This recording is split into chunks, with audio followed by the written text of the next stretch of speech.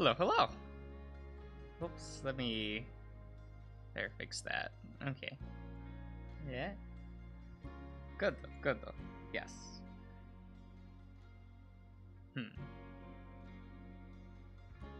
Actually, wait, give me one moment. Yeah.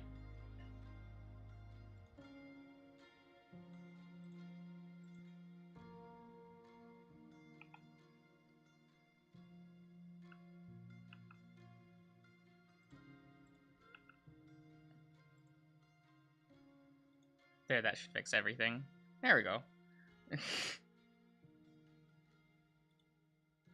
That's the usual, like, setup. Yes. Eh.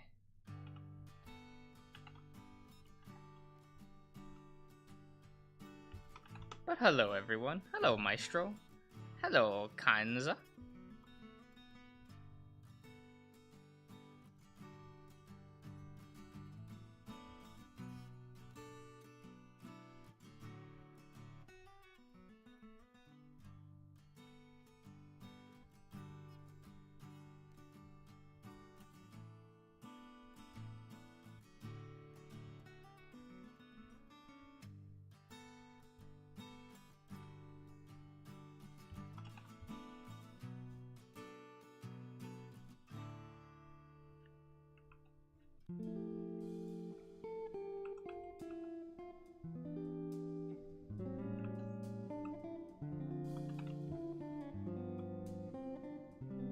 Oh, hello, Yellow.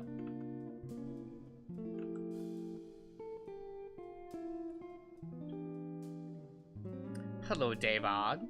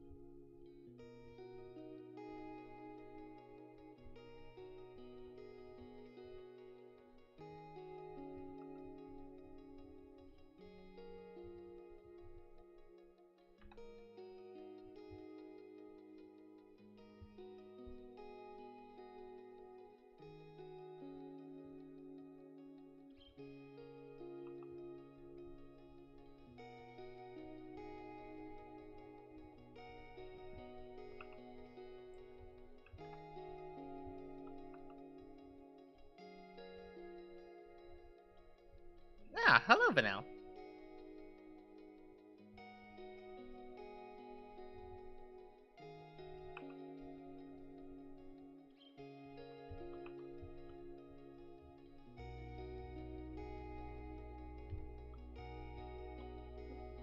So no funny jokes. What do you mean no funny jokes?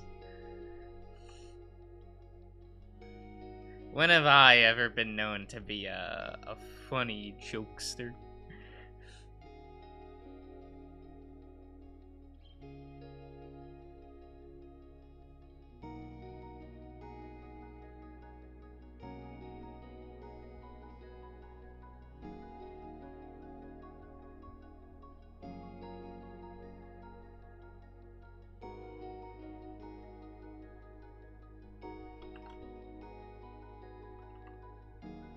Here you might be in Twabble.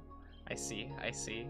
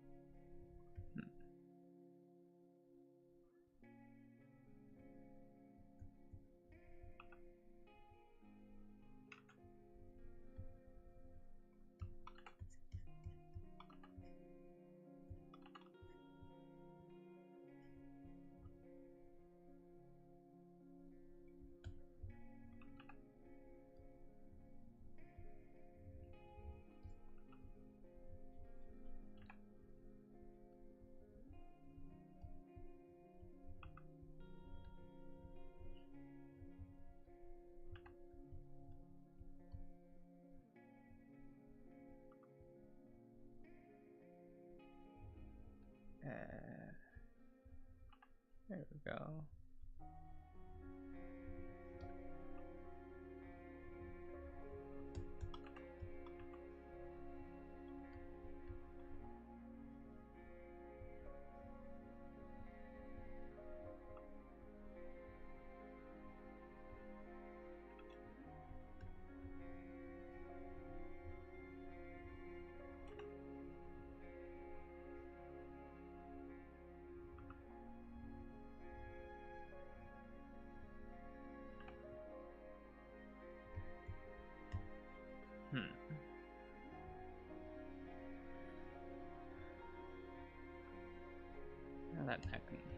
That neck needs to be fixed, but you know.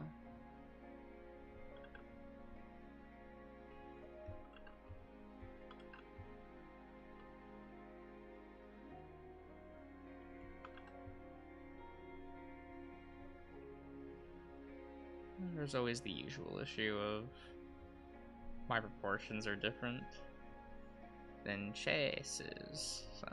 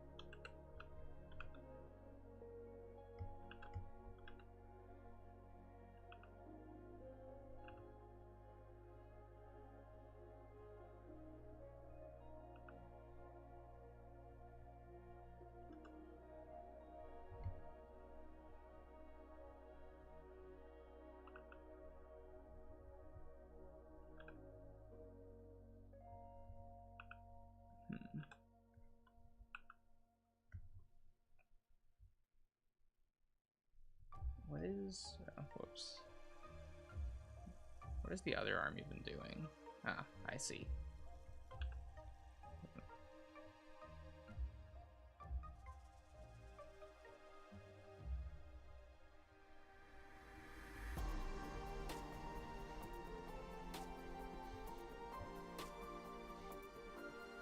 Well...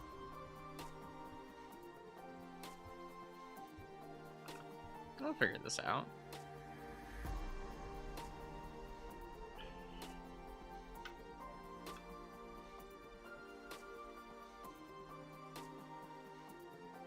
Yeah.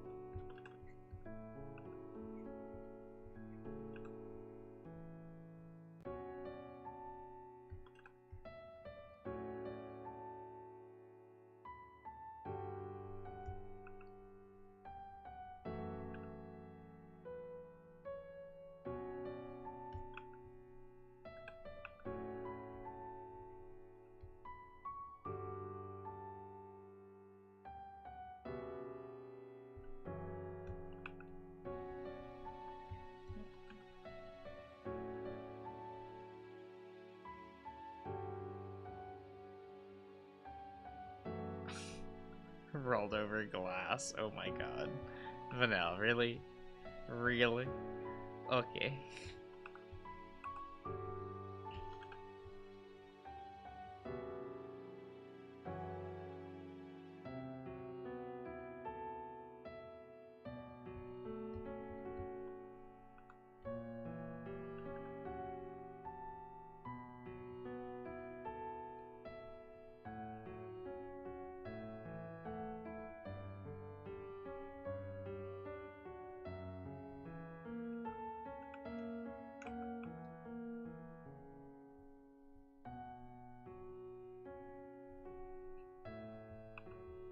Hmm.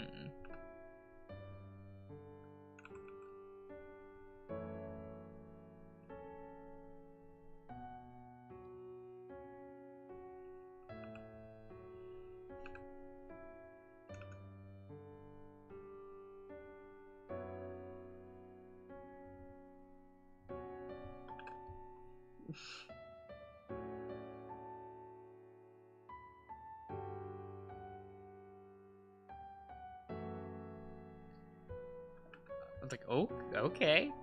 I don't know, there's less glass here, I guess. Like bottles and things are more plastic over here. Unless it's like beer. But you know.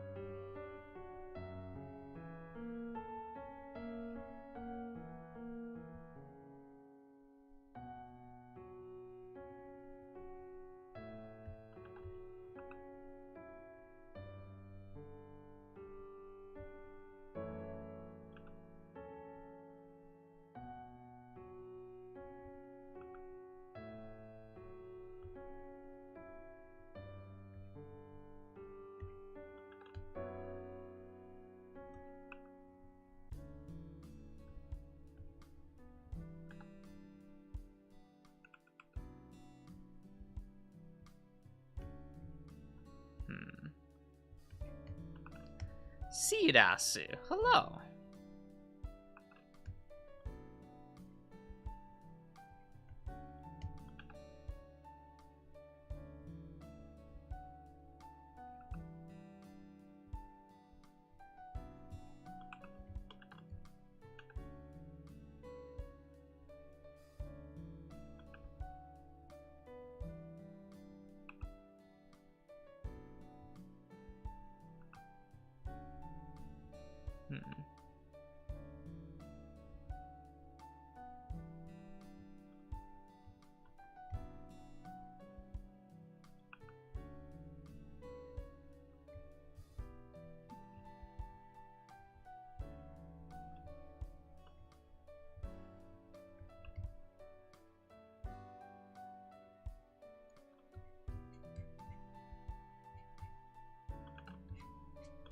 Well, it's convenient to do like artwork for the channel on the channel, I guess.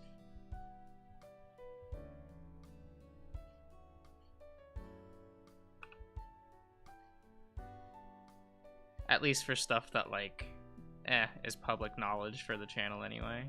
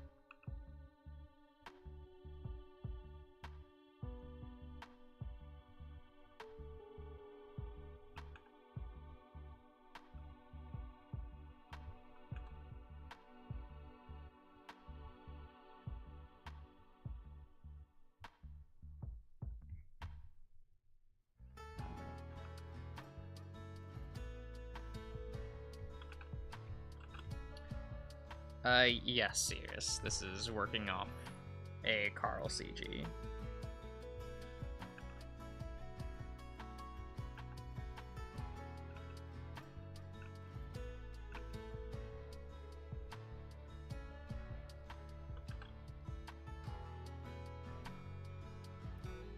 It's kind of the only one that I can, like, use for that route, so...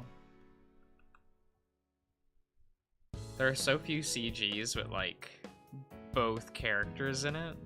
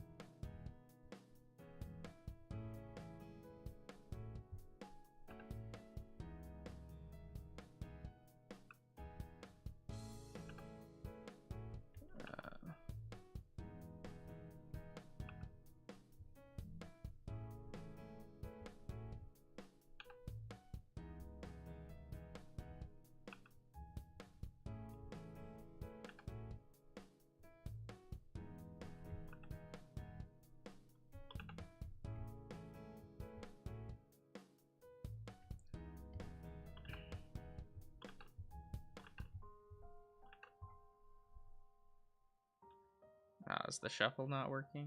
Give me a minute. Yeah, there we go.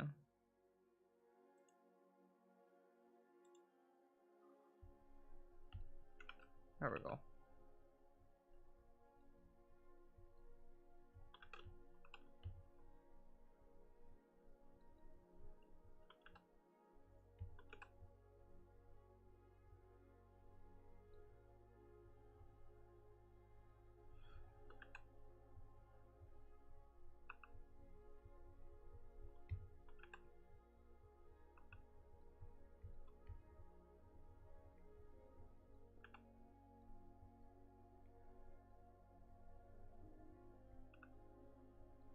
There we go.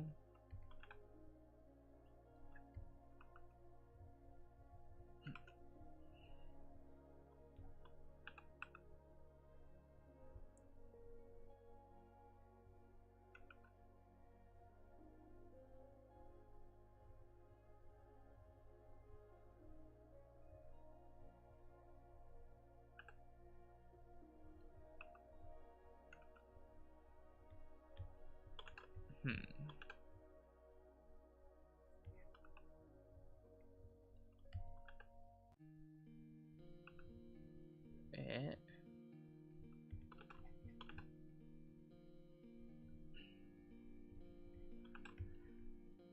Yeah, that's good enough. Probably. I guess maybe I should probably, like, move it down.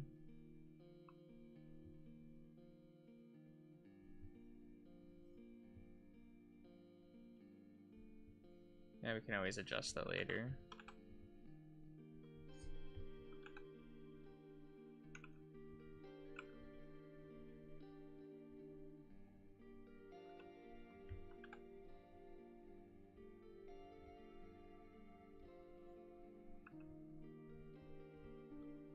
This is just for the key, anyway.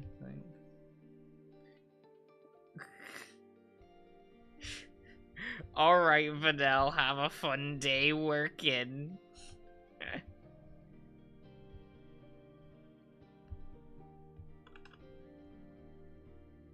Maybe I'll see ya in like 9 hours.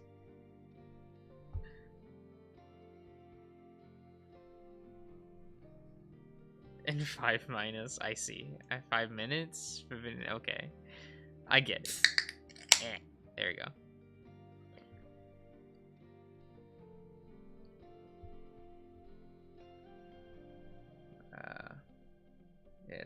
There we go.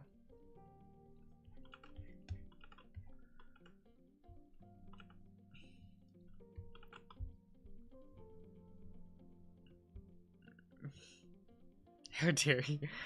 I mean, I'm sure they'll be off work before then, but like, oh. I just wanted to give myself a generous number in case I was like wrong, you know.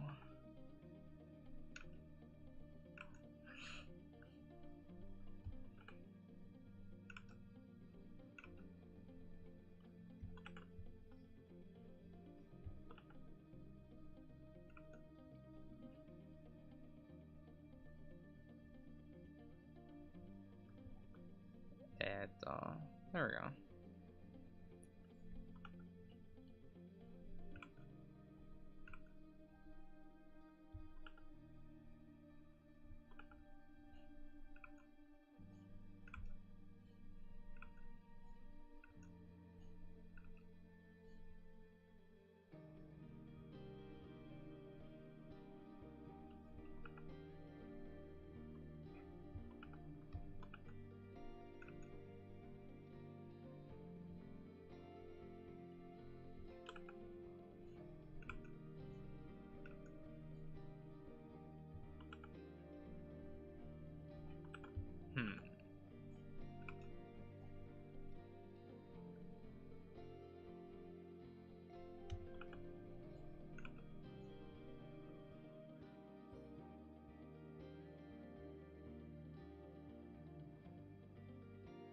Um, 30 Celsius. Oh, what is...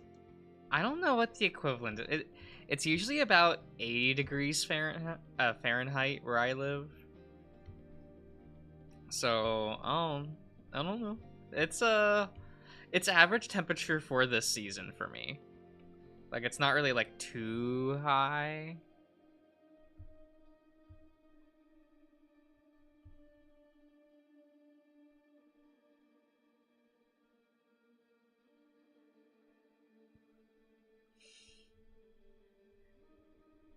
Ugh.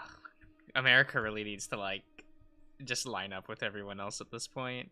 It'd make it a lot easier.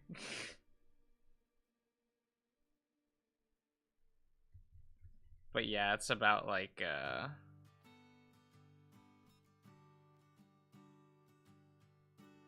that is not what that means, David.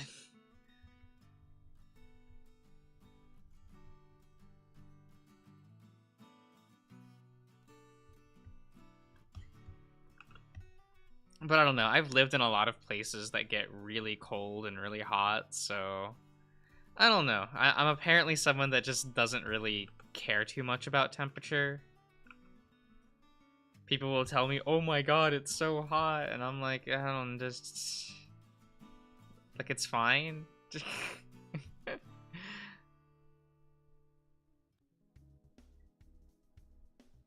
Like I've lived in Florida before, and you know, that's, you know, you can sometimes get up to the triple digits in Fahrenheit over there, and I've spent time in places like Hawaii and in Minnesota. So like I don't know, I've kind of run the gamut in terms of like temperature.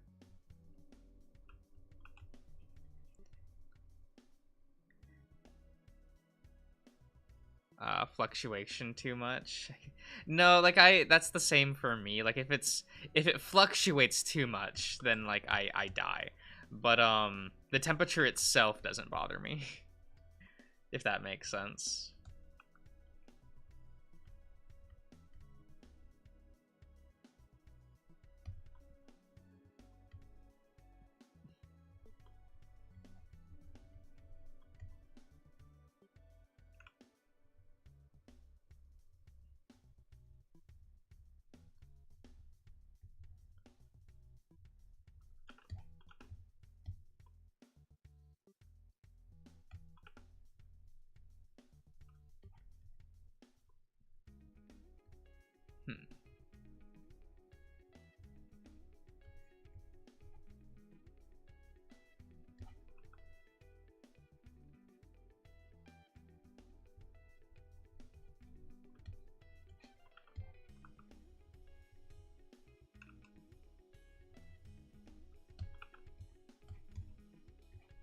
I just gotta make sure your air conditioning works, and then you don't have to worry about it, right?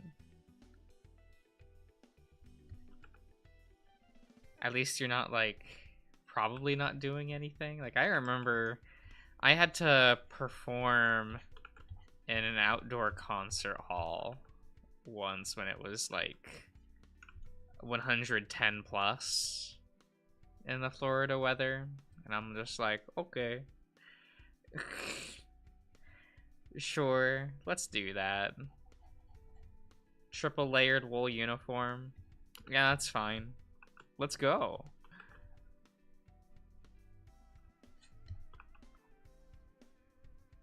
Definitely since that day, I've like never complained about heat because I'm like, you know, it'll never feel like that again in my life, probably. So why even complain?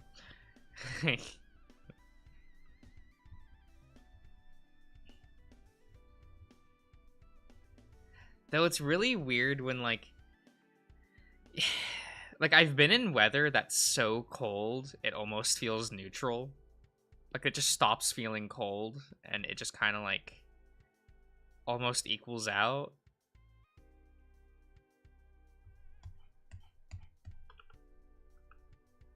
Like I remember standing outside in like 40 below zero like Fahrenheit weather, and I was just outside with like socks, sweatpants, and like a t-shirt, and like like you don't feel it. It's weird. And it's like partially due to there's like it's so cold there's no moisture in the air, so you don't feel it. I like didn't believe my dad at first when he was just like, oh, you can just like walk out there, like whatever. It's so cold that it now doesn't matter. Like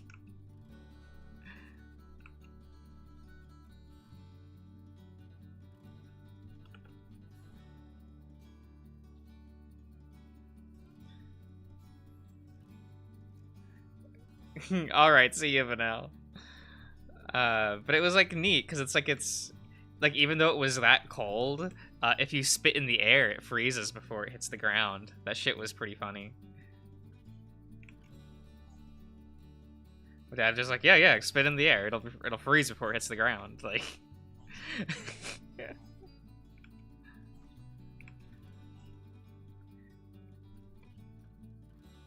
And seeing it like shatter when it hit like the driveway, I was like, holy shit, that's so cool.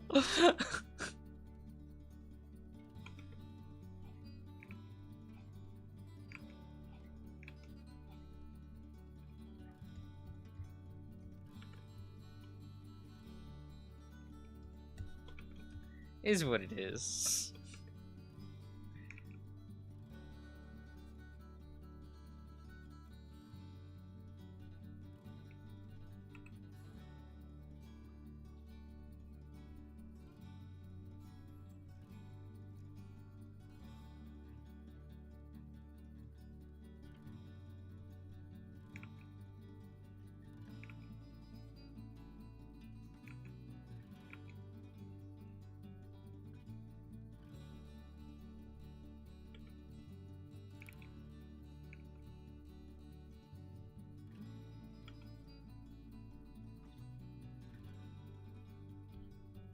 Hmm.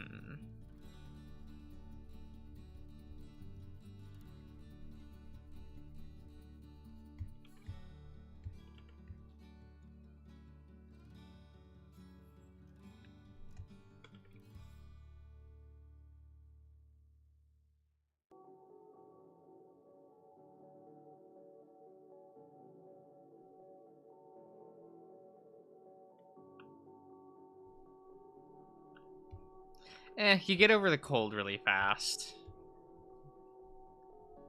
It's just kind of like, whatever, it's cold. Like, I actually don't like living in cold areas. Not that I don't like the cold, but it's like the shit that comes with it. I'm like, no, I don't want to have to work. Just to drive, you know what I mean? Like, living in areas where it snows all the time, I just, like, got over it. And I'm like, I don't want to live in a place that's, like, cold constantly. Because I just don't want to deal with, like, the snow anymore.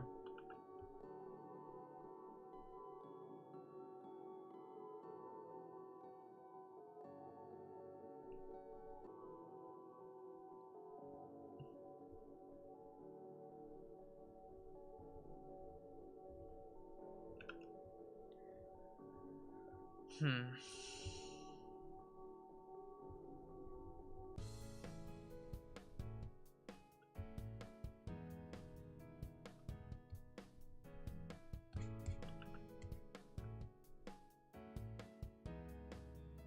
The culture is highly polarizing. You're young.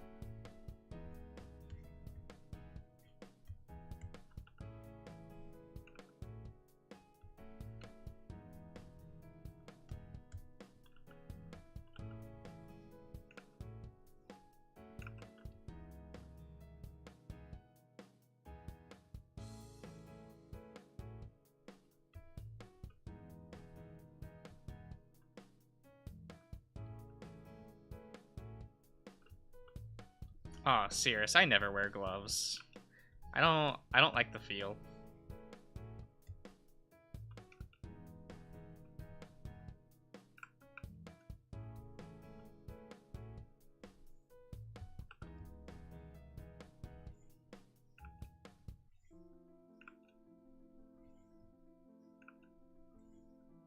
But I also just don't really care about feeling cold for the most part, so I just kind of, whatever.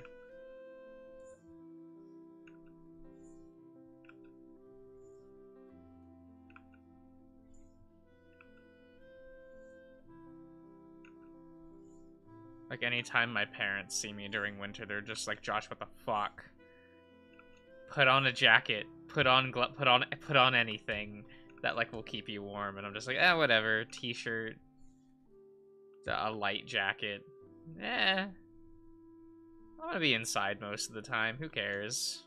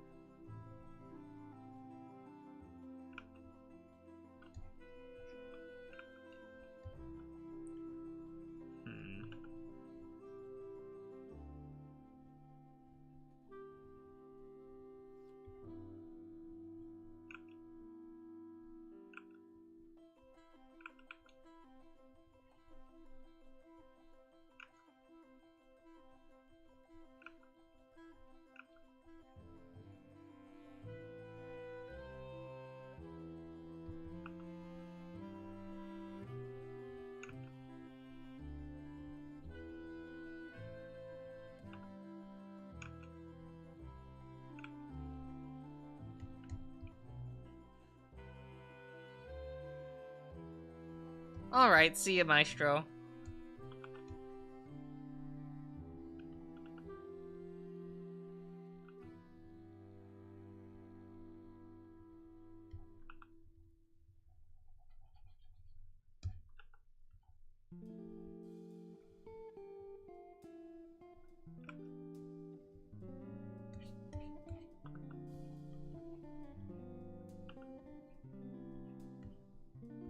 Hmm.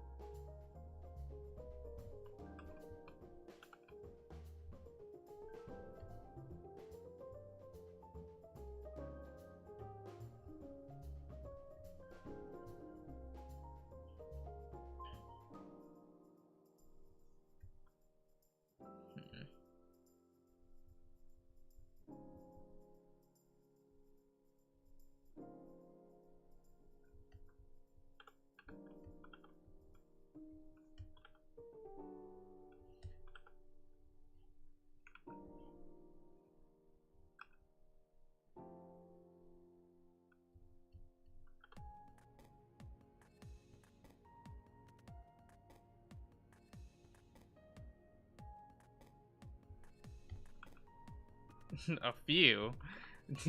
Those are the only CGs in the game anymore.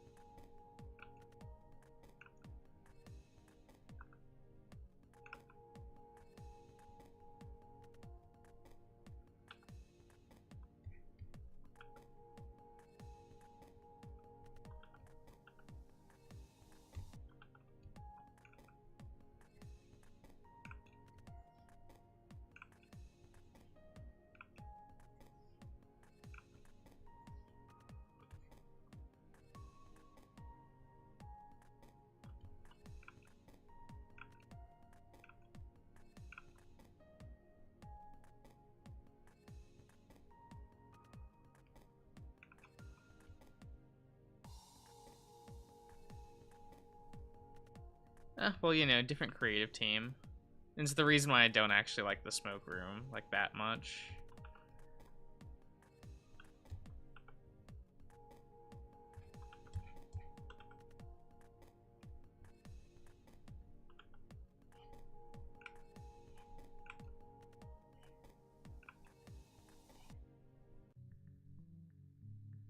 That's just an immediate thing you can feel from that game.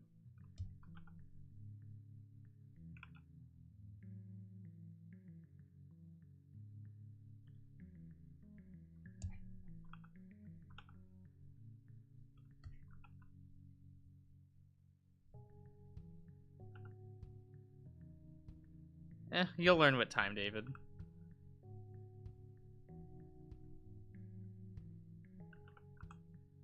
Like those kind of nuances. Especially for art criticism.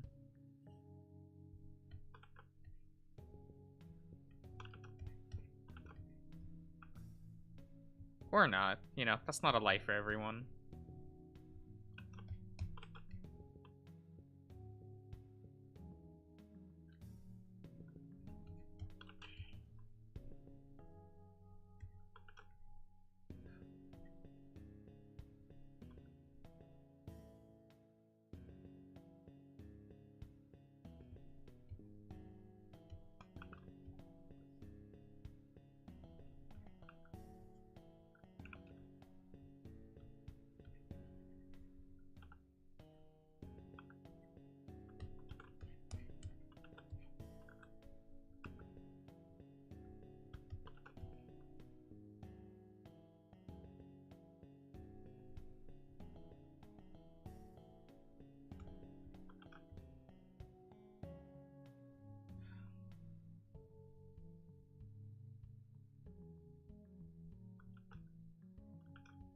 No, still looks like garbage. Oh well. He's never good at expression work.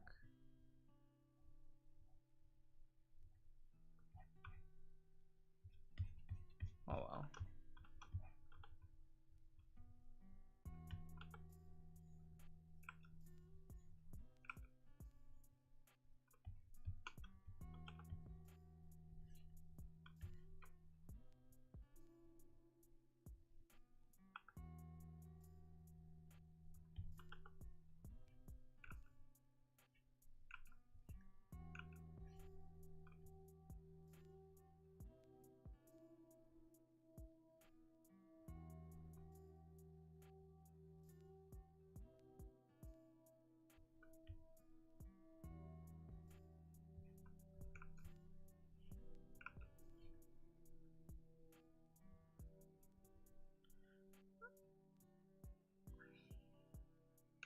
Oh yeah, Echo is a horror game.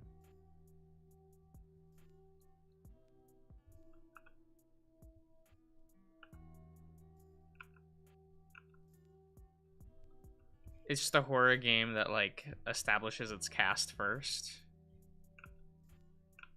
Then again, you have the very first, like the moment you boot up, like a new save file in Echo, it tells you straight up like, oh, this is a horror game, like that very first scene.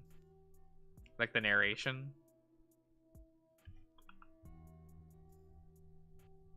Like they tell you up front, but it takes a hot minute.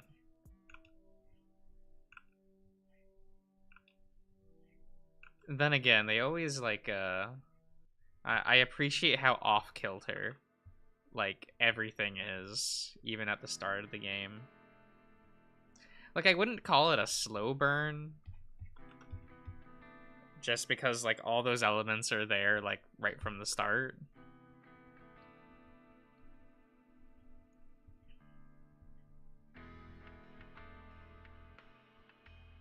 But it's not an in-your-face horror, and I think that's the difference. Is like, you know, just that's it. Like you have Arches, which is a bit more traditional, since that game is just like, oh look, monster. Oh look, Devin's hanged himself.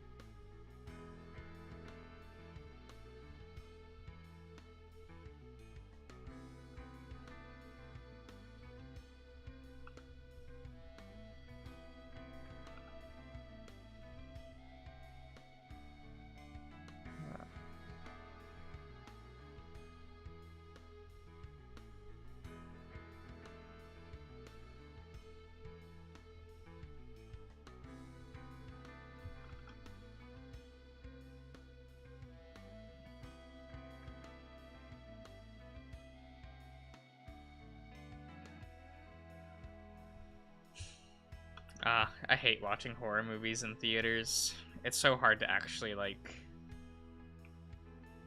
enjoy the movie. I understand that that's a me thing, though.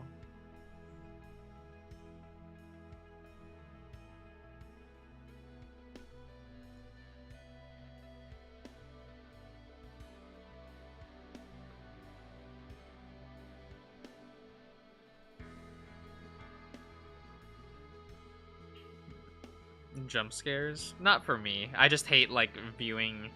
I hate viewing horror media with an audience.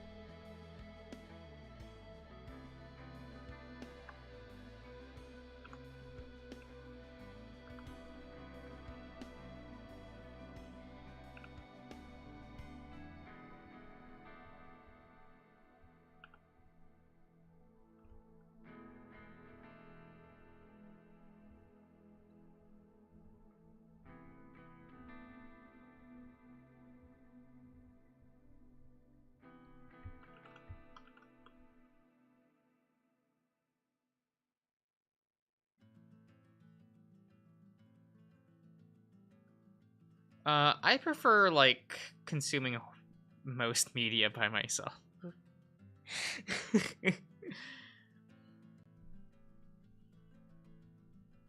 Like, if I'm with someone else, it's now a social activity and not me watching the movie.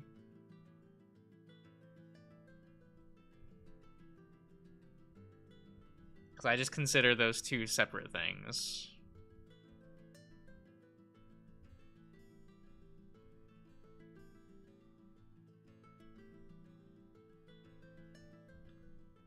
Damn. There we go.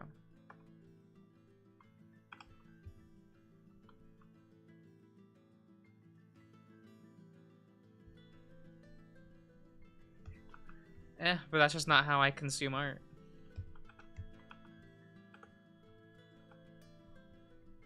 That's just not how I do things.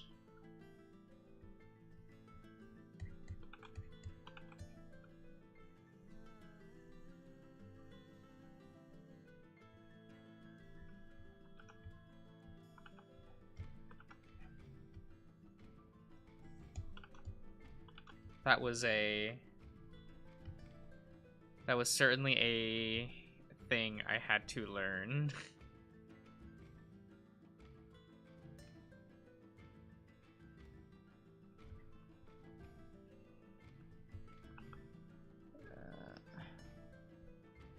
It's like, what do you mean people don't just, like, watch movies to pay attention to them? Social activity? What?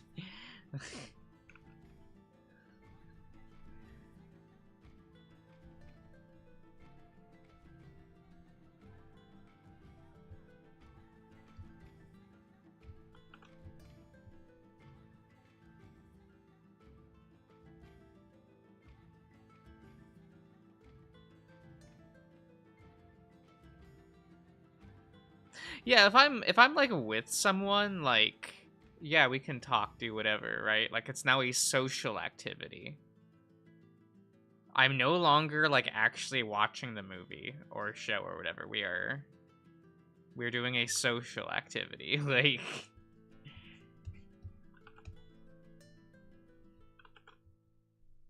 if I wanted to like watch a movie, I'm watching it by my fucking self.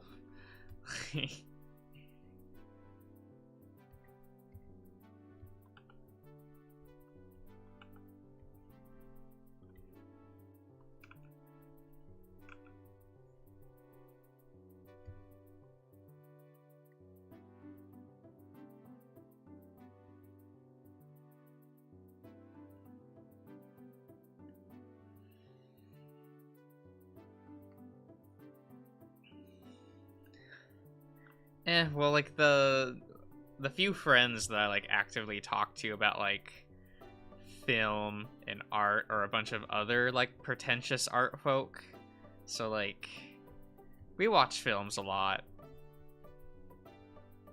but we typically do watch in silence. Like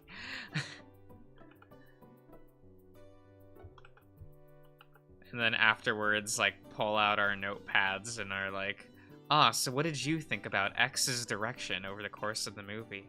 Ah, yes, well.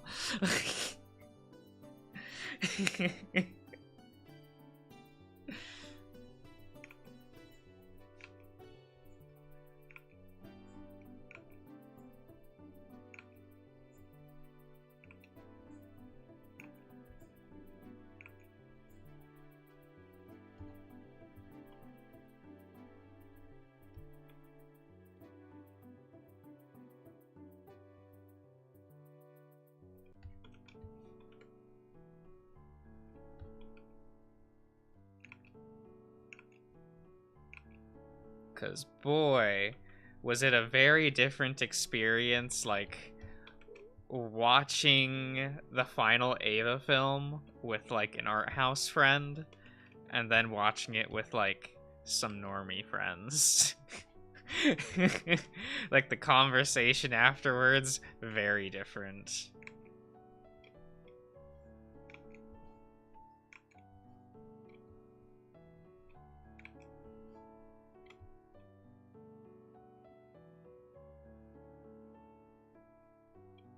Well, you know, someone else who like really enjoys like uh hmm,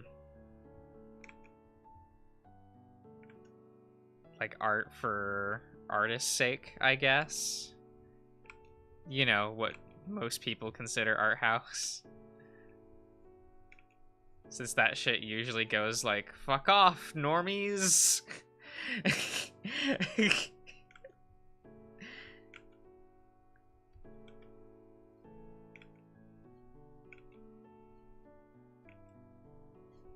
Or as a friend and I like to call it, the casual filter.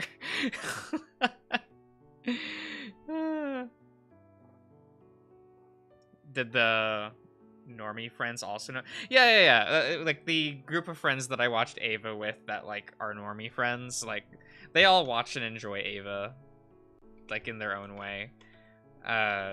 But it was like when I had watched it, my art house friend, we were like, oh, look at the directing techniques that blah blah blah has used over the course of like their time at Studio Chara. Not Chara, sorry. Kara? I think it's Studio Kara. and like what he's actually learned from like Ano in terms of like visual direction and stuff.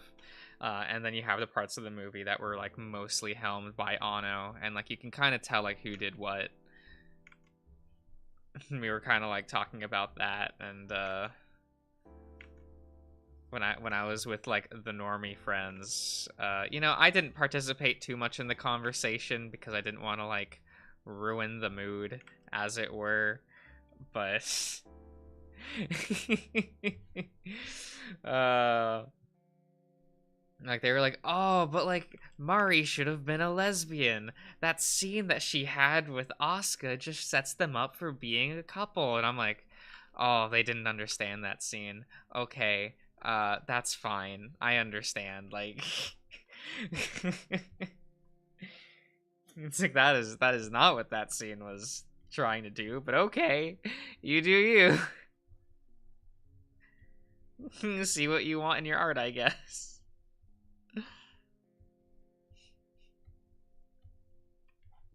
I mean, like I like saw that scene as like the closure on Asuka as a character, or like one of like the major closure scenes for her. But like, like I get it. I get how someone can look at that scene and go like, ah, oh, like her, like Mari is flirting with her and she's responding.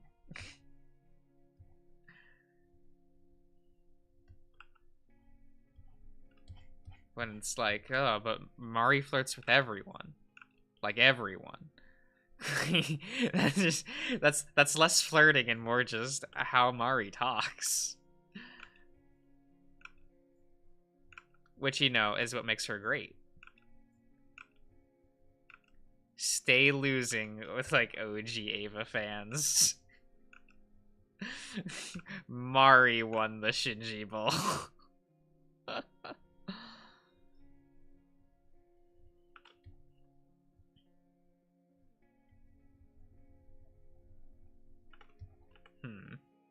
It's like it's in storage, so I can't like grab it and take a picture of it or anything. But like I did have like a Figma of Mari, and it was like one of the only like waifu Figmas I ever got, because I'm just like, wow, I kind of like just really like her as a character. And for years, people were just like, Josh, how can you like Mari? She's a two-dimensional piece of paper meant to like sell merchandise. And I'm like, I don't think so. They're doing stuff with her. She's not modern Rei, who is just a Ken doll.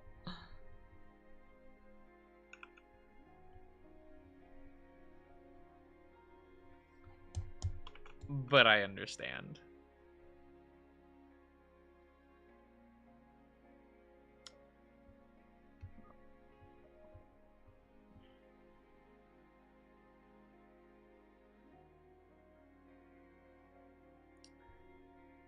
Tanere?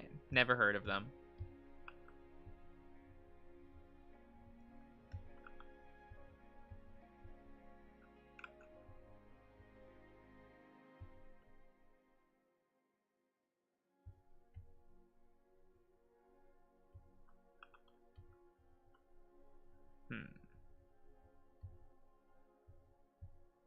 Animation pilgrimage? Nope, not at all. Is that a YouTube thing? I don't really watch YouTube.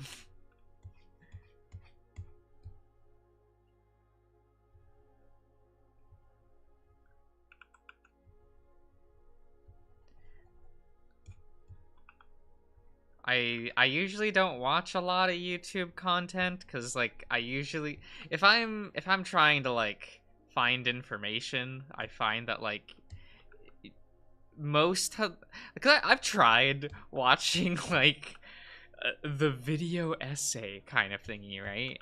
And I always find them incredibly unhelpful because I either A, know everything that they actually talked about, or B, they just did a like 2-hour summary of the product rather than actually like informing me about anything. And I'm just kind of like, oh, well, this sucks. Oh well. Like not for me, I guess.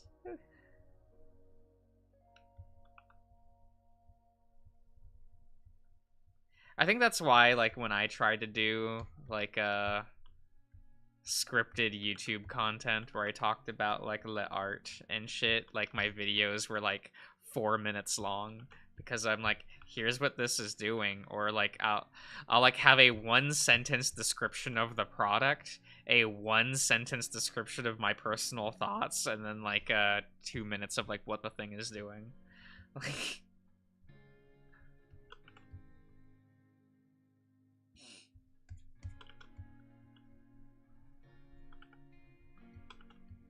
uh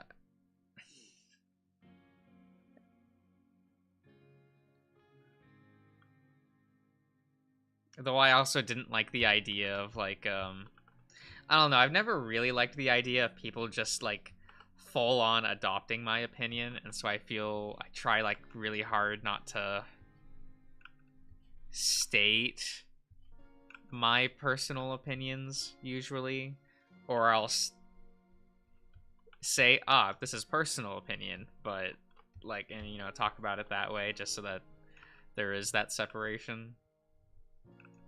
Because I know for a lot of people, when they watch like YouTube video essays, they end up just adopting that opinion. And I like hate the idea of like pushing that.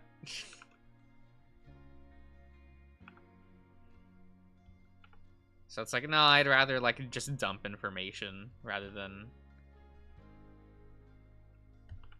doing the thing. Yeah.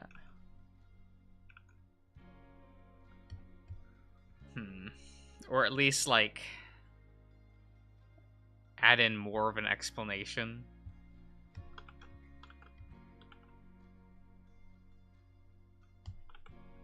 Yeah.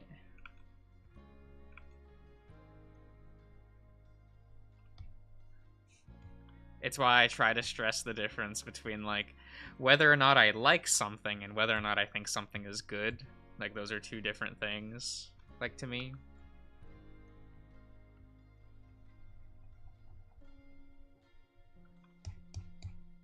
So I'd rather talk about like the technical side of something, which is like less subjective.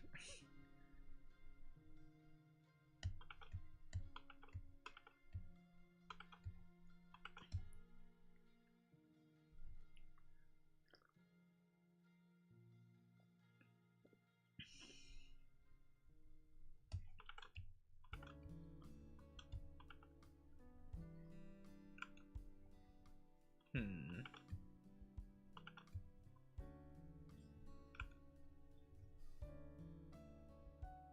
Yeah.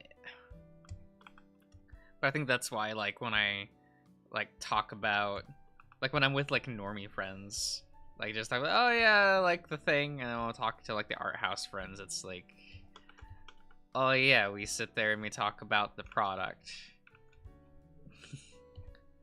Very, very different mindsets. So it's like, yeah, we'll just separate this in my mind. Makes it easier.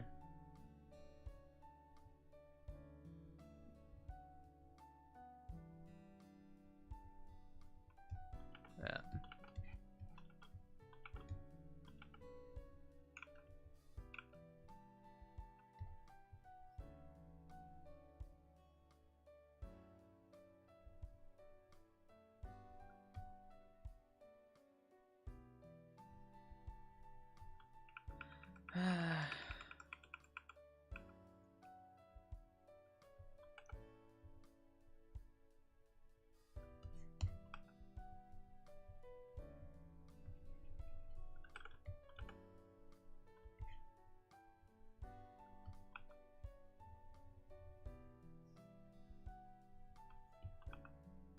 How are we gonna do this?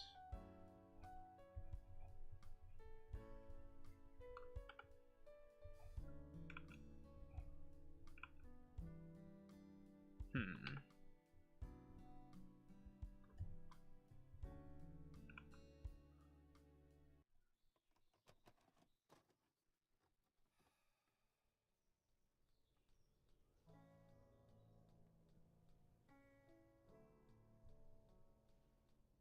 Hello, Crush Cat. And it's different from person to person, Cirrus.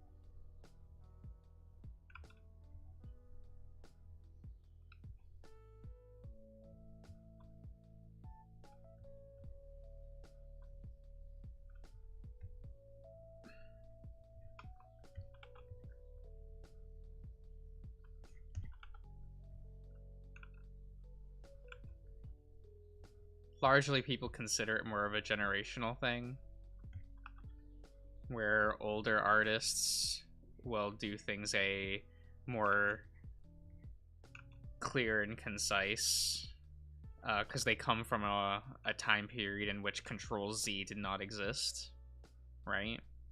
And so, like, you had to you only had one shot at doing a line, right?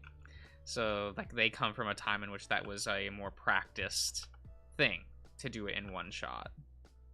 Newer generation artists, because we grew up with, like, Control Z, will rather repeat the line over and over until we get it how we want it.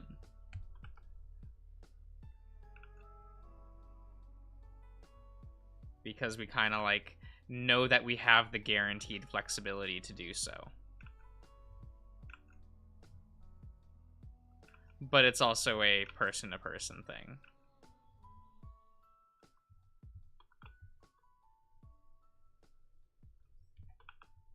I've met old people that will just do it as fast as they can and repeat it over and over.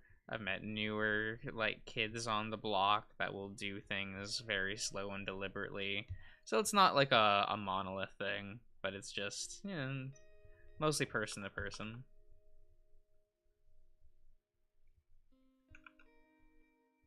You can read up on lots of, like, little theories on, like, why certain people do that, why certain people don't. Like I said, there's, like, partially a generational thing.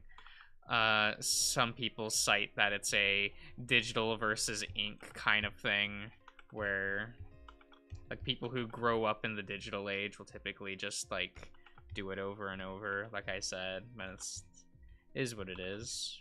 Very different per, like, thing. It's kind of one of those annoying things with art where there is no one correct answer, but there are a lot of wrong answers, like, for how to do something.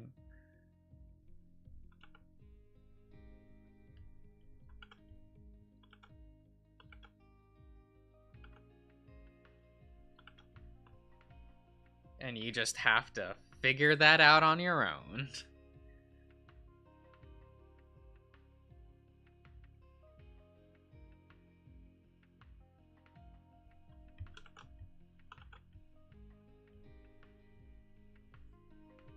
Like, everyone's got their own process.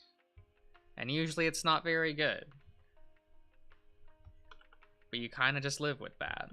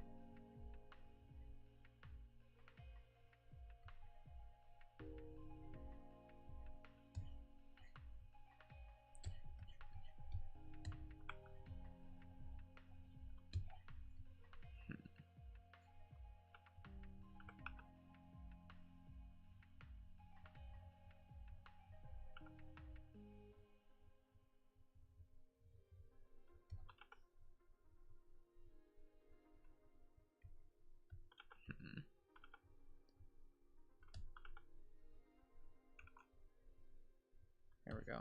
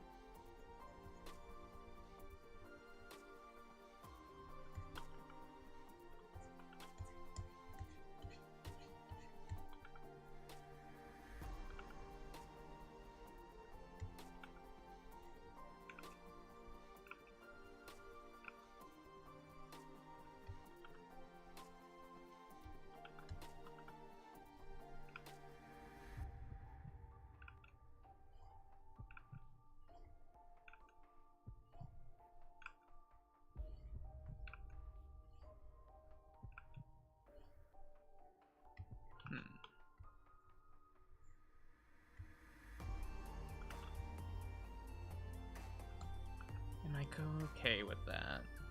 I don't know yet.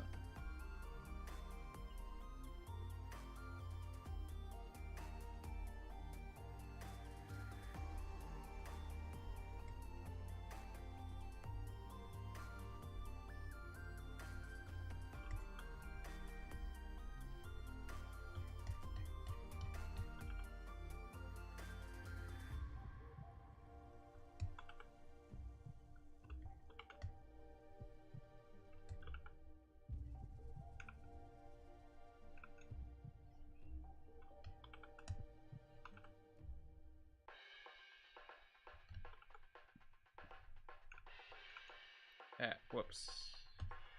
Not mean to do that. That's okay.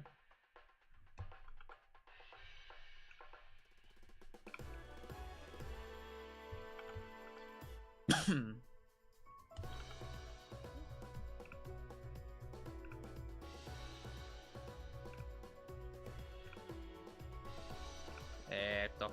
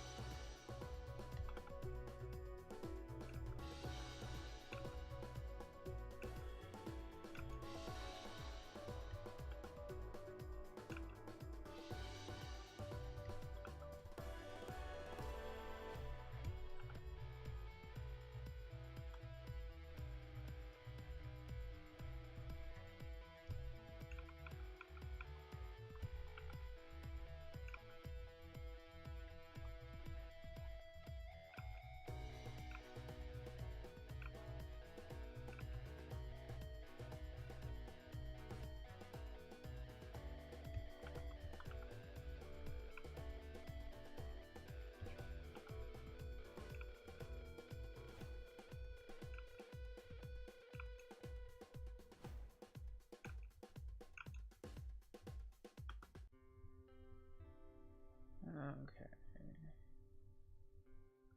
Yeah.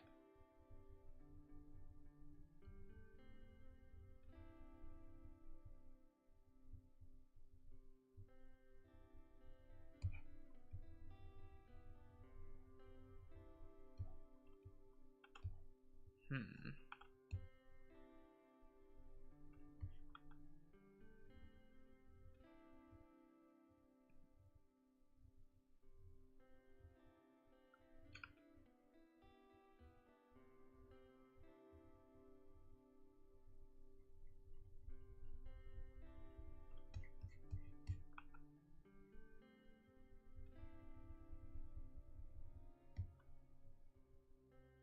Hmm.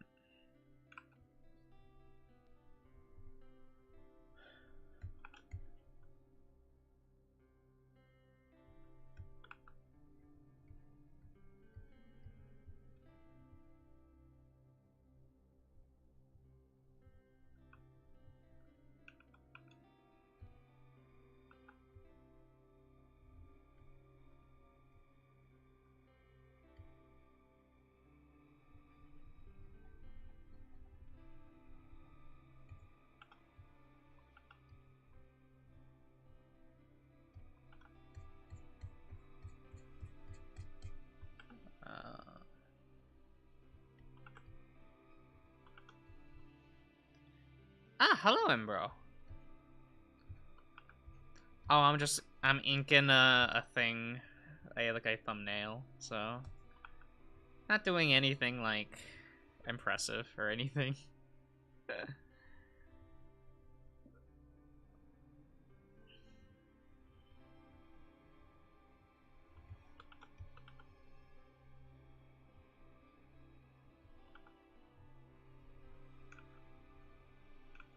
Yeah.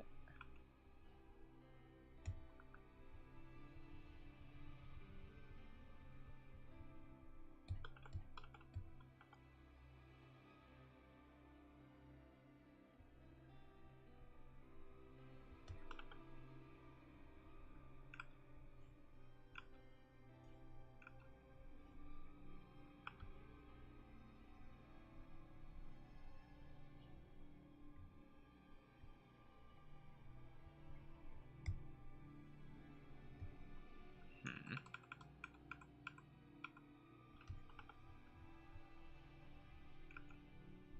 No. Yeah. Is that what I need? Okay.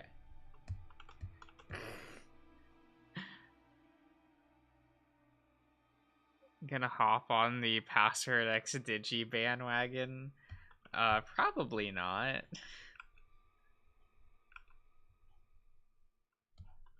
Is that a thing? I don't know. I usually don't hop onto any, like, trendy trends. I don't understand them. I also don't participate socially enough to know when there's a trend, so, you know, there's that.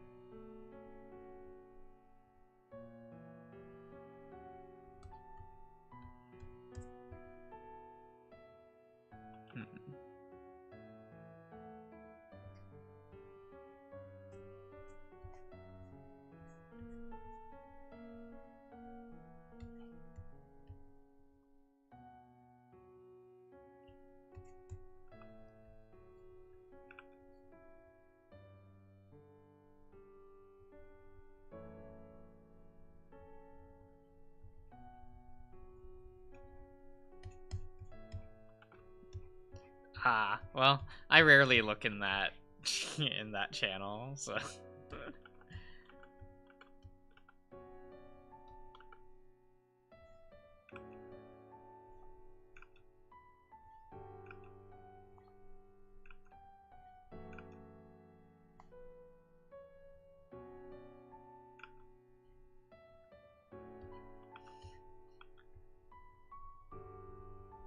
and last time I opened up the what was it, the fan art channel on the password server, it was just Lance and Q insulting me. So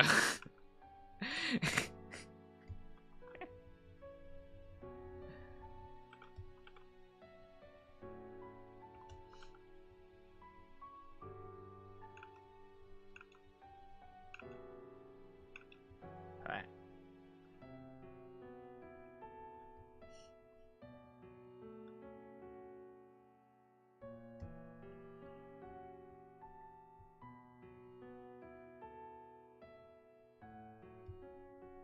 Like playfully insulting, you know how it is.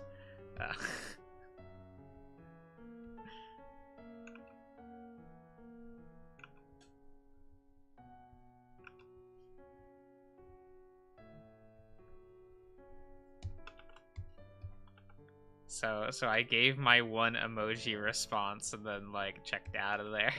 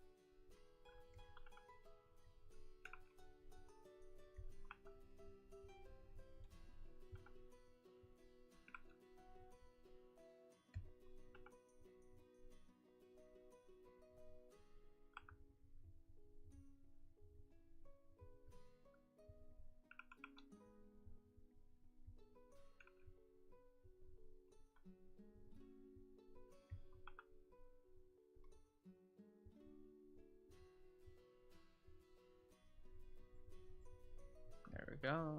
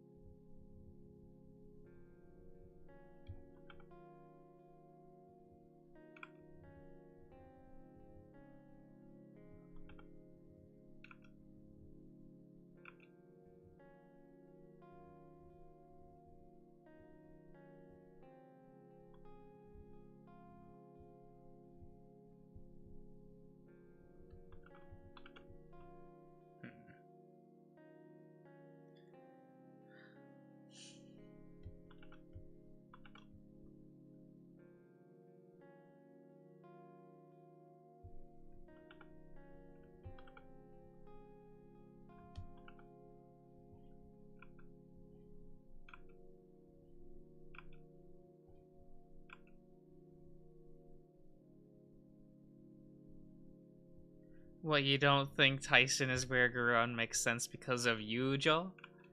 Come on, it's right there.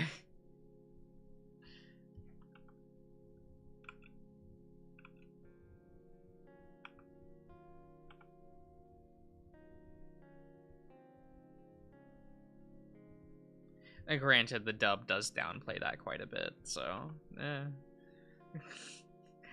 that's less associated with where Garurumon now.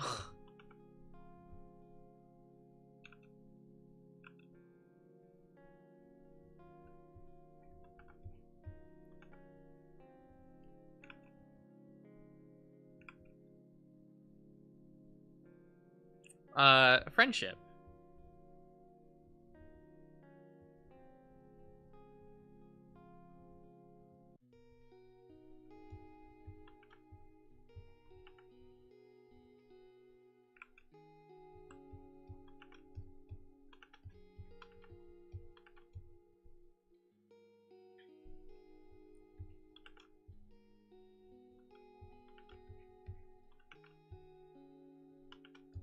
That was what, you know, what Yamato's crest was. At least they kept it, you know. It's not the eternal debate with Mimi and Joe.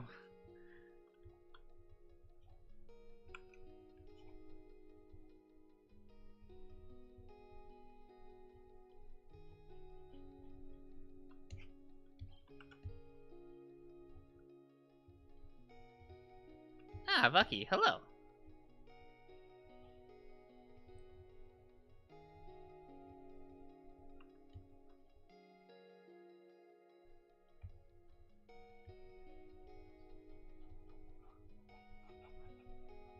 Oh, I'm just inking a thumbnail for something, Bucky.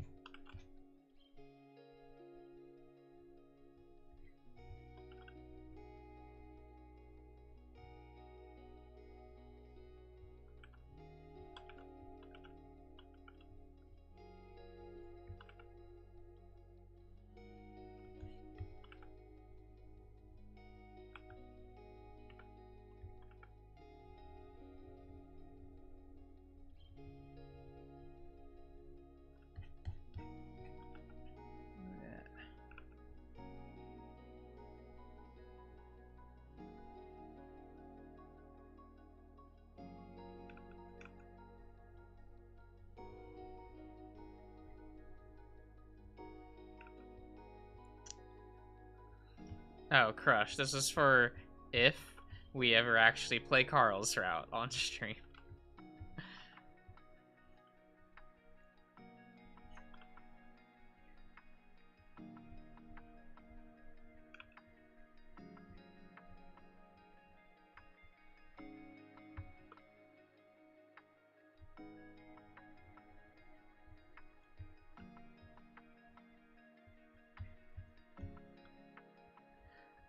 What'd you decide on for Jenna? Obviously I will just use the Leo one again.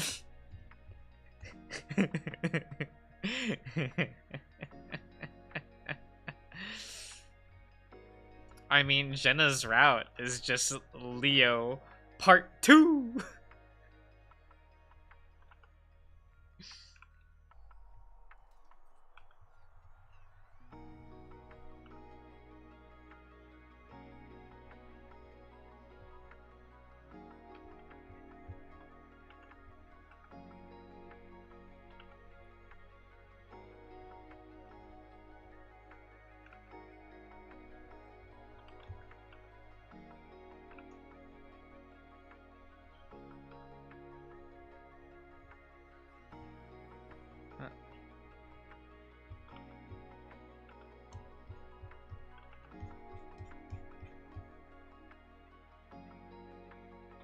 I should do the Carl bad ending.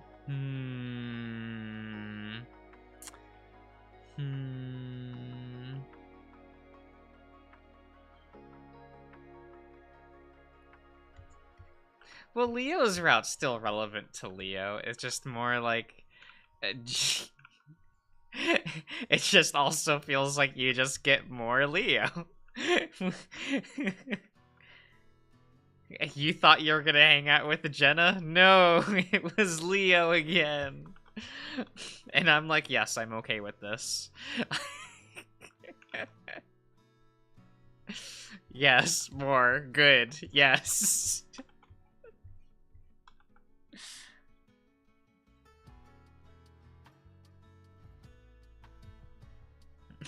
No one was playing Jenna's route to hang out with Jenna. Come on.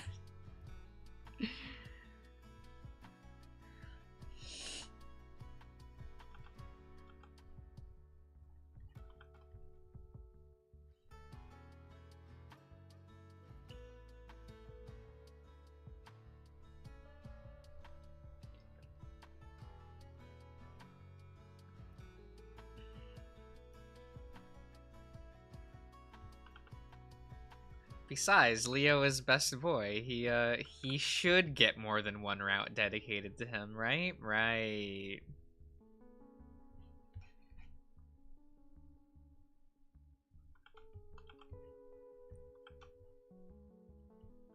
You know, it's like how the more Tyson in Password, the better, right? Like, just lay it on more. Let's go.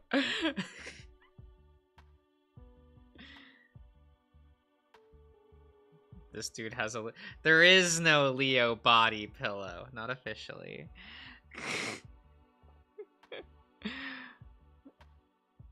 He saw the pose and immediately knew. Oh my god! Hello, Nice. Yeah, the original's over here. We'll do that later.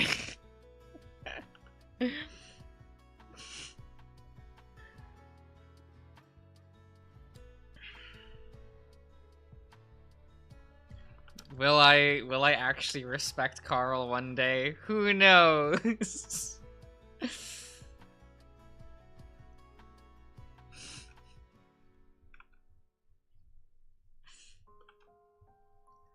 I don't think like Carl needs to be more of a red flagsman.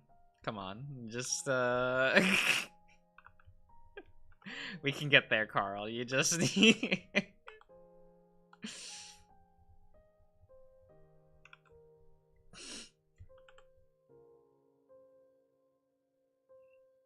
Everyone knows that CG. I mean, Chase has such a good face in that CG. Like,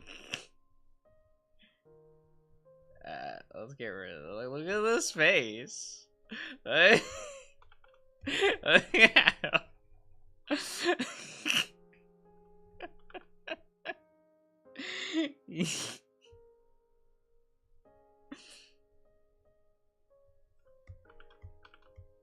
He's good. He's good there. What was this layer? Oh yeah, I'm looking this one. Yeah. To Echo I keep hearing about Echo Minus. I have not touched that yet. One day. You forgot about how thirsty Chase look. It's the best scene in Carl's route. Like, he's just. You have it? I have to.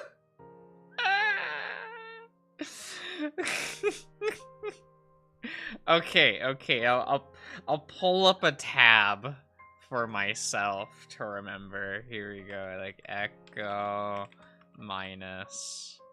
Here, I'll Google that, and we'll just leave that there. I don't know where to download it, but I'm sure we'll find it. I'm sure we'll get there.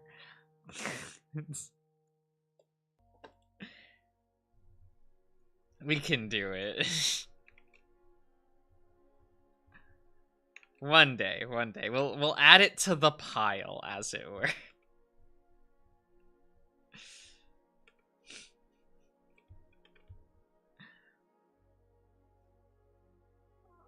I think it's only. Oh, okay. Yeah, nice. You can DM it to me if you want. Yeah, that'd help me out a lot. I'd appreciate it.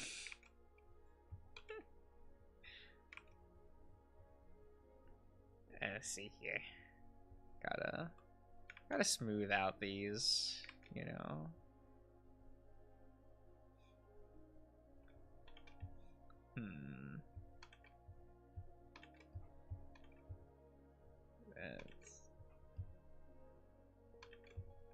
Trying to see if there's any like sharp points that I still need to round out.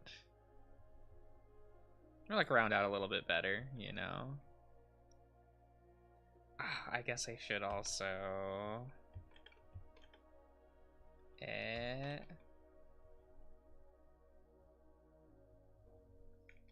that's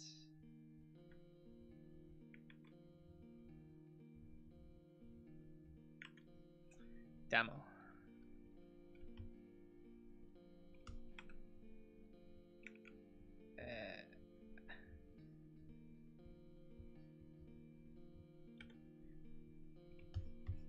Yeah.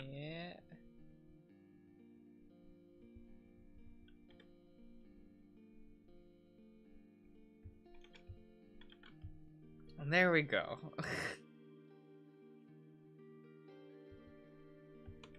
That's another one down. So what we got We got the Leo thumbnail, the Flynn thumbnail, the TJ one, and then we'll just reuse the Leo one for Jenna's route. Perfect. Let's go.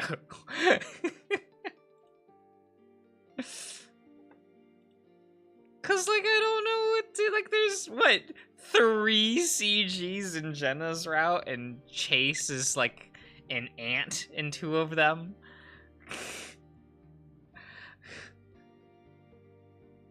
Like you have the van one, and Chase is way in the background. You got the them walking outside. And Chase is an ant there as well. Like,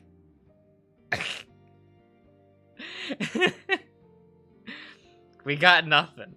We got nothing we can really use for Jenna's route. It's unfortunate. It's unfortunate. Oh well.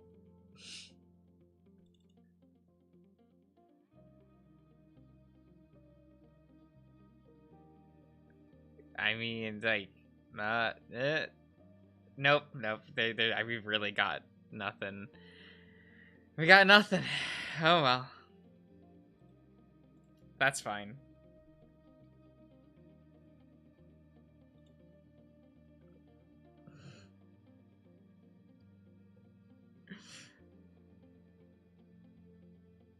We'll just...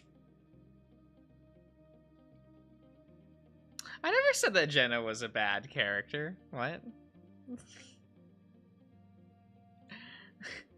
Well, I mean, like, I kind of think Jenna's a little bit of a bad person. But, like, it's Echo, so everyone's a bad person. So she's just in line with how the rest of the game is written.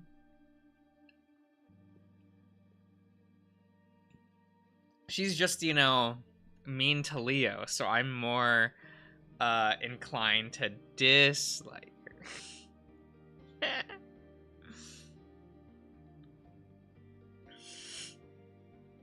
You know, she's mean to Leo, so... Oh, I guess I should actually fix the eyes a bit. They look a bit, not thick enough. At least, like, in line with the rest of the line art. Whoops. We will... Come on. There we go. That's the key I'm looking for. You think I would have all of my shortcuts memorized. And I don't.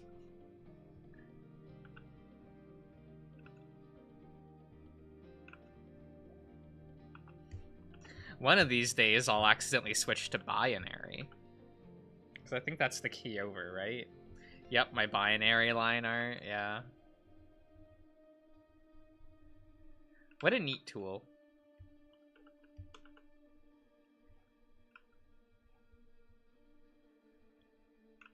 Though I see that, like, the configurations on it have changed. Whoops.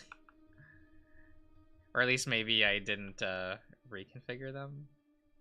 I used to try to use the binary tool because I thought that that was, like, I don't know, it has neat texturing work for things. So, like, I was trying that out for a while. And by a while, I mean, like, back in collage.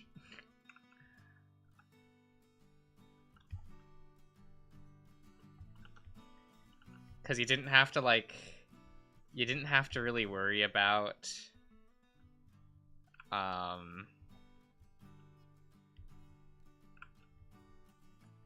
what was it? Was it this? No.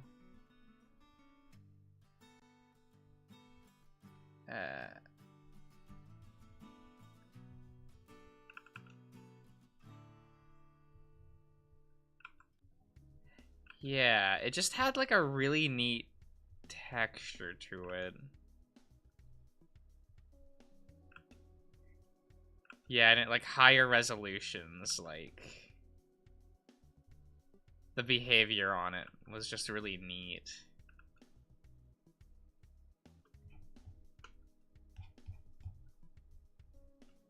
But I just eventually moved back over to the traditional brush tool, you know.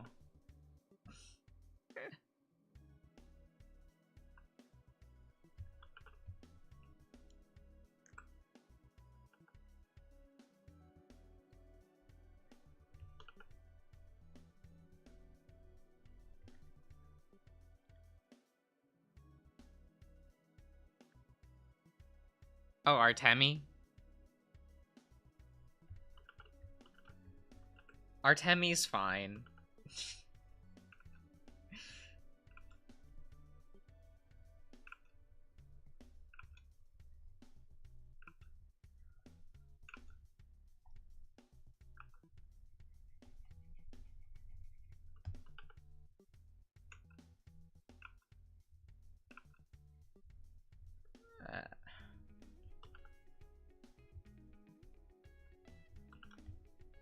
Like, I do find her a little weak compared to, like, the rest of the cast. If only because, like... It feels like it took a bit for them to figure out, like, how to use her comedically better. Because most of that game is very comedic. And it just, like, it felt like it just took forever to figure out how to, like, have her jokes land by herself rather than her just being the straight man in every conversation, because I thought that was, like, pretty grating.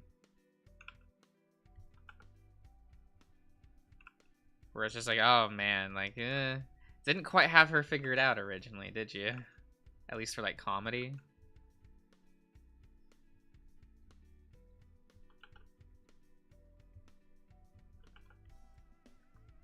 Makes me kind of hope that, like, the beginning of the game gets, like, her dialogue will get retooled later.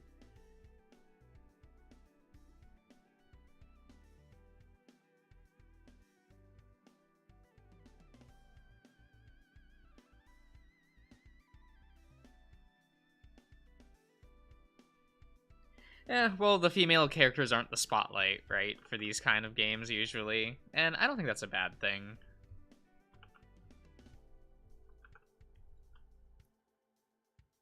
You know your audience and what you're trying to do, right?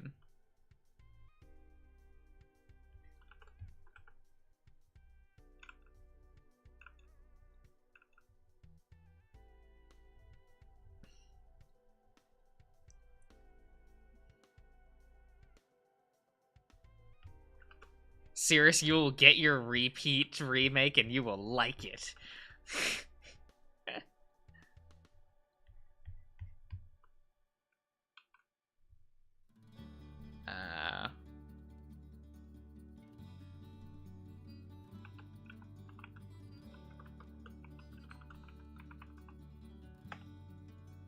I should probably have a separate folder for these, but I'm lazy.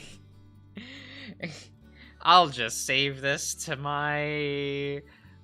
the entire art folder, so I will never find this image. Good, good, good. That's alright. That's what we want, right? We want to lose the artwork in the mess. Yes, yes. That way I have incentive to just use the, what's it called? The Leo thumbnail for everything. Yeah. Everyone loves Leo. He's the best.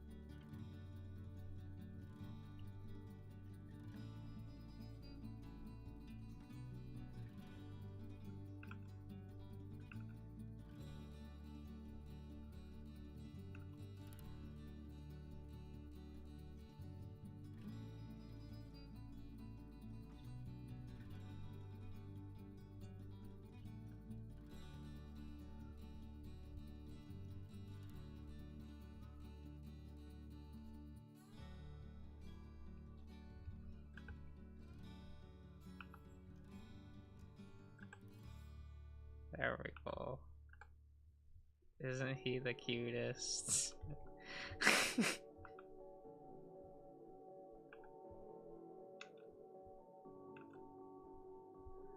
There we go.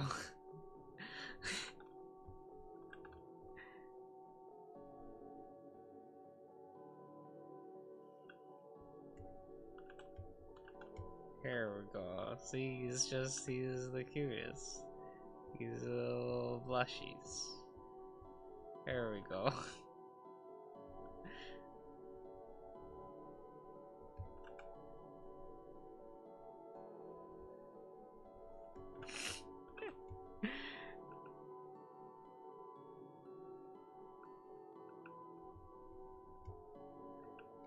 Is all good. Liking Carl. Carl of all people. Like, I get it.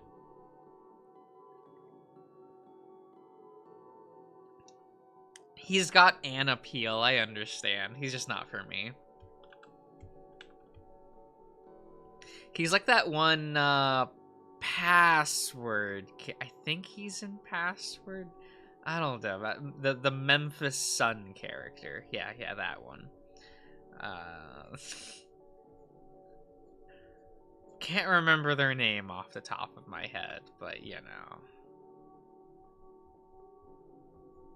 That weird side character that shows up in like every route. Yeah.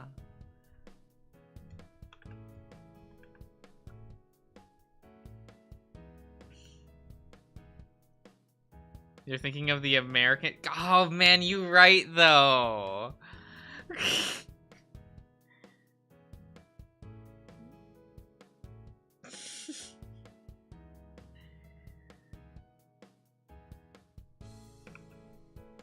Wait, serious, you're not into Memphis?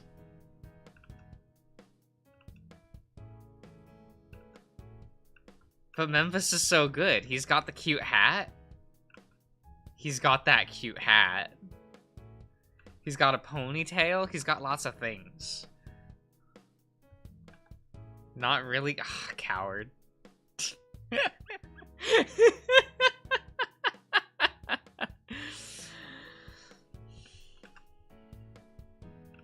Coward, coward, coward, coward. Terrible, terrible, terrible. Next, you're gonna tell me you're not into Jack.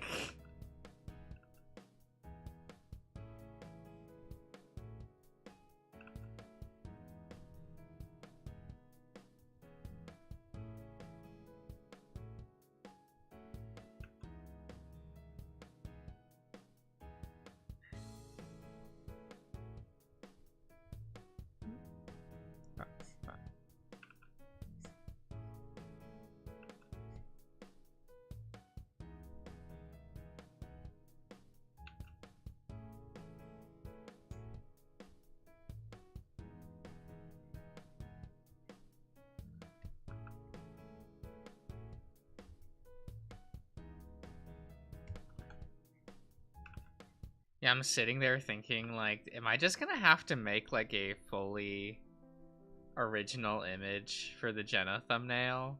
Fuck. Well, if I do, she'll be the last route that I do, right? Yeah. I mean, that's probably what I'm gonna do anyway, is save Jenna for last.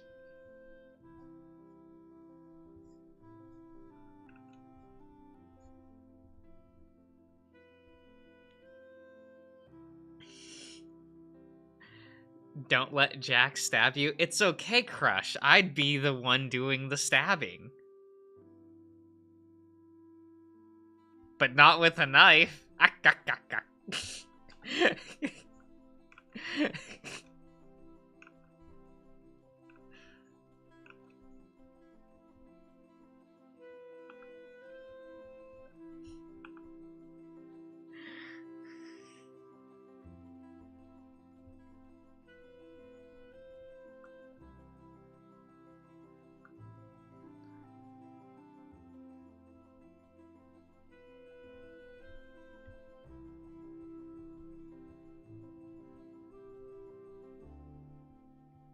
Unfortunately, like, YouTube doesn't let me have enough options to have, like, a poll with all the password cast on it.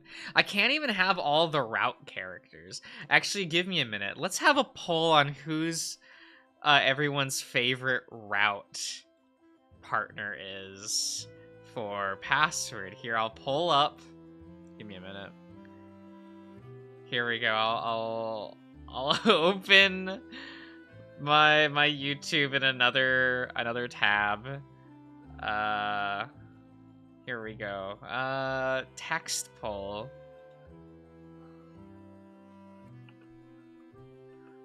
Whose route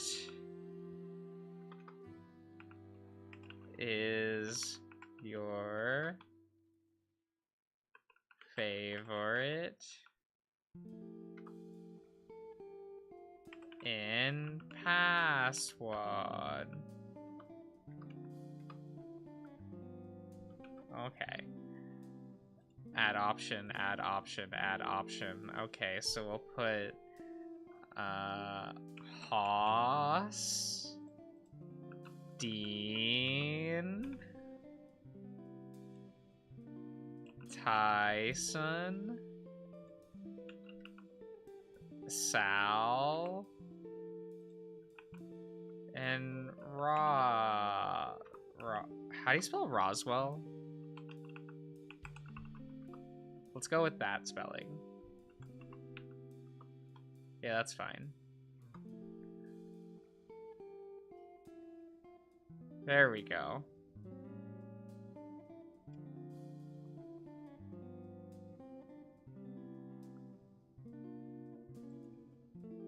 There we go. Pull up.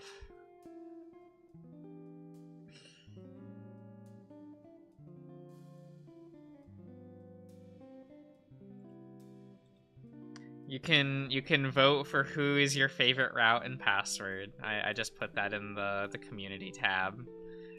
Tell me, guys. I am very curious.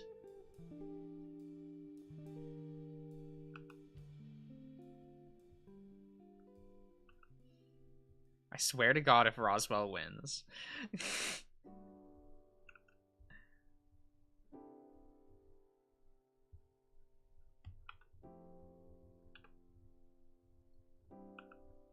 I will be miffed.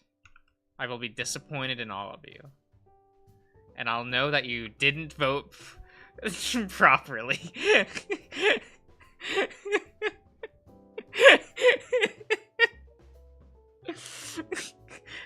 Nice. I will keep this joke running until I die.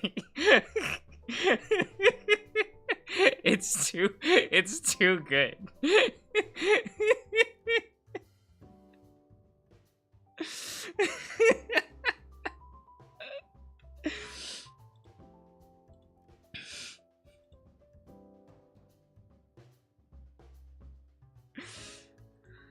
It just is what it is. Here, I guess maybe I'll continue working on something else for a moment.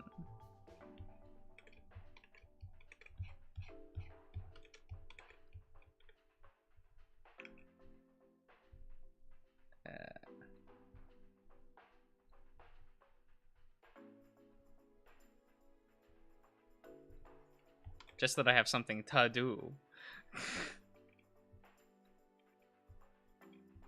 Can't find it. I vote for Sal. Okay.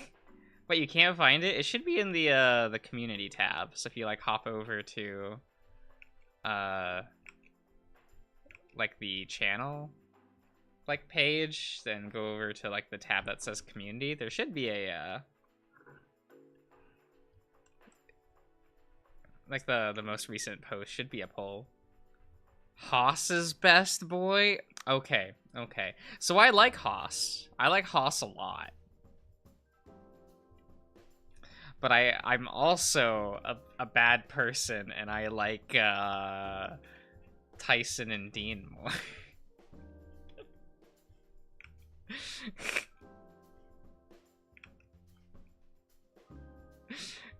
because I have, you know, either great taste or bad taste, depending on what walk of life you are.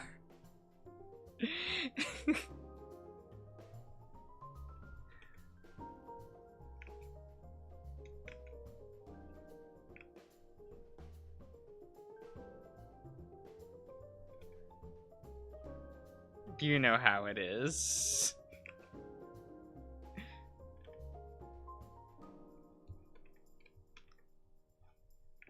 Like, something tells me I shouldn't like Dean as much as I do. But you know what? I'm real into that aggressive flirting style. Not even gonna lie.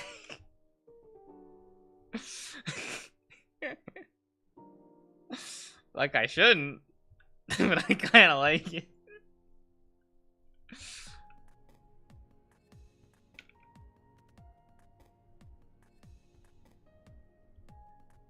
It is what it is.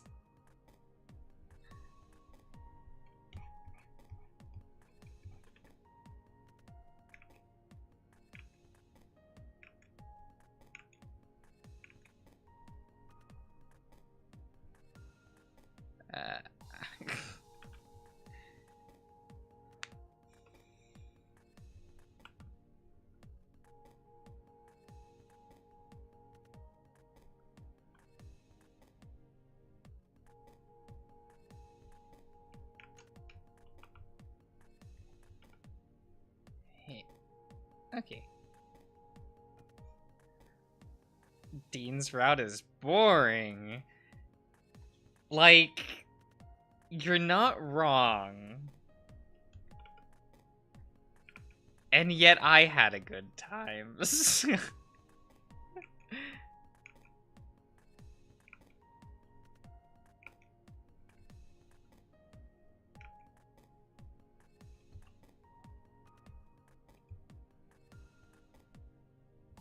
like, oh, hang out with Dean, have a picnic with him,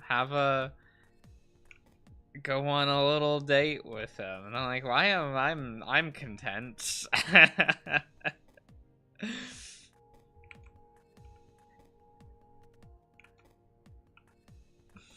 It's like, good. I am here for this. I am good for here. Yes.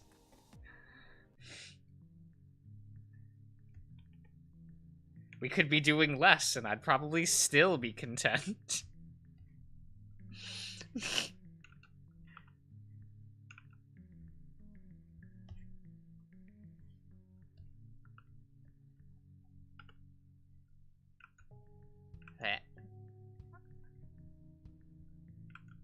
But I also thought I was weird for liking, like, Haas. Like, a lot of people seem, at least, like, on the,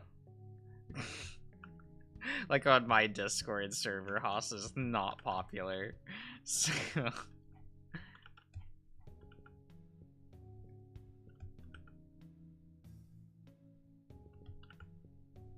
which is unfortunate.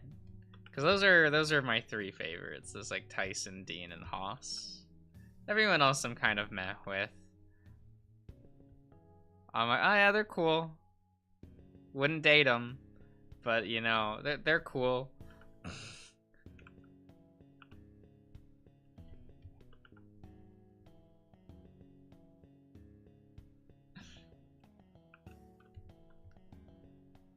Oh, Crush, you're a Haas man. Good for you.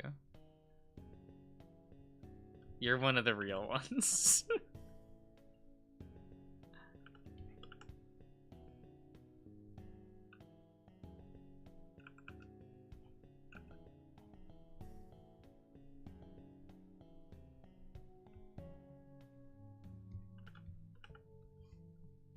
Yeah.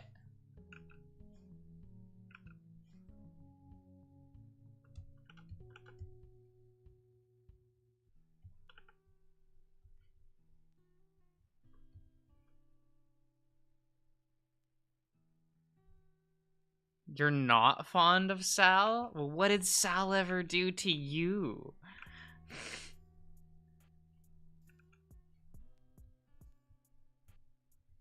Like, Sal exists? He do exist.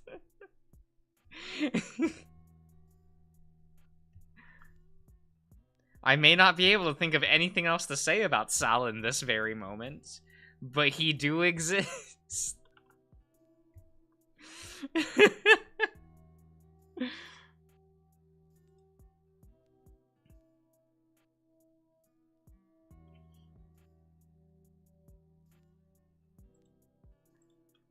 Let's see here.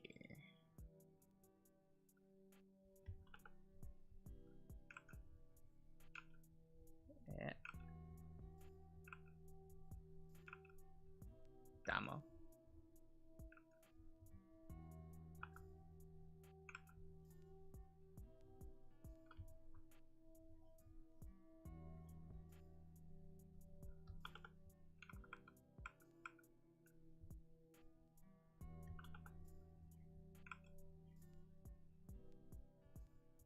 We'll just do that. We'll just thicken the brim a bit.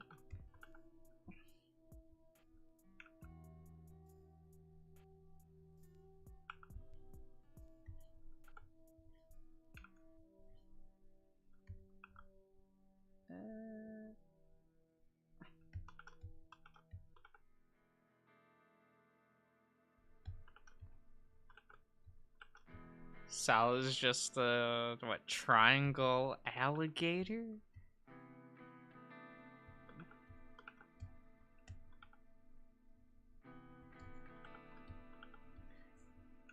I mean, I don't know. Is reptile large man?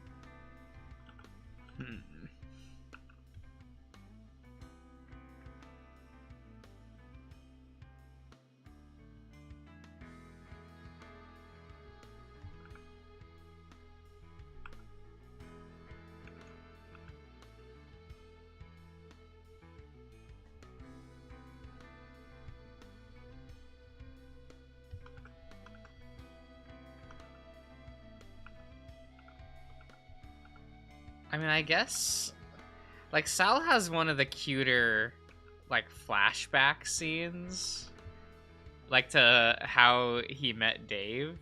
Like, it's, what's it? Sal and Dean have my favorite, like, flashback scenes. The Dean one I really like.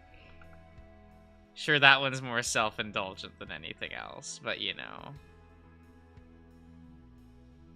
It is what it is.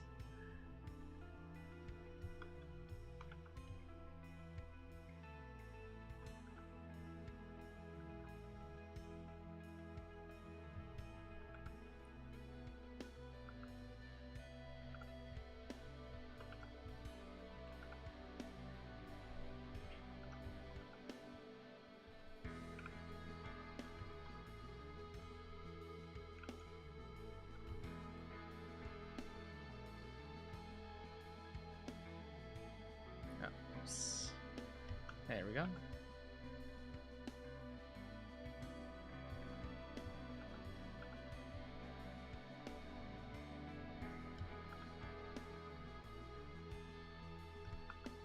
Yeah.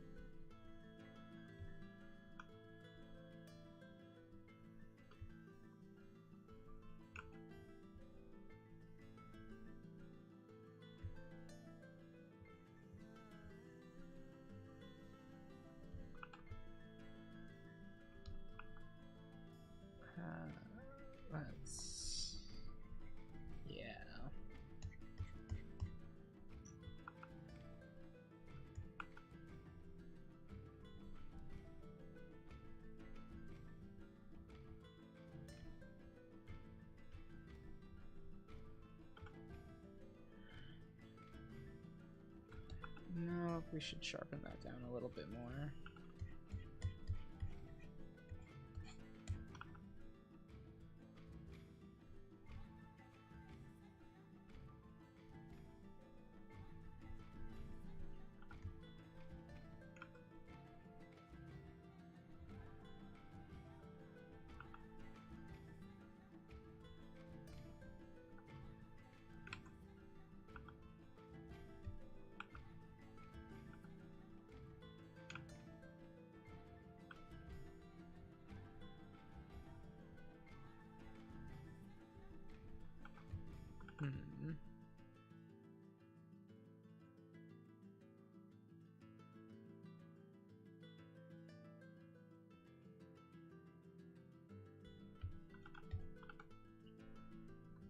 Well, yeah, that statement doesn't really have any, like, of the YouTube words that they don't want people saying, you know?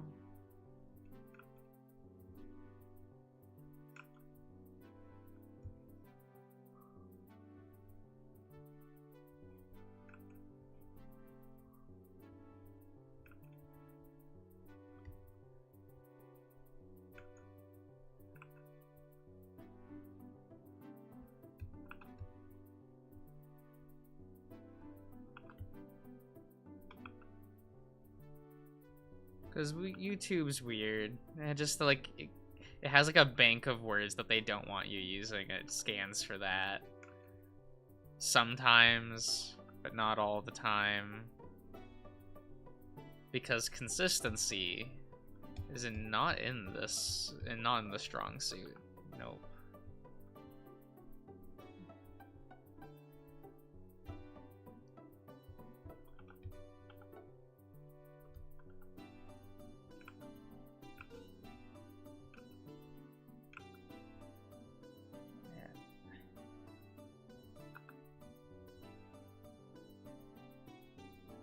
There we go.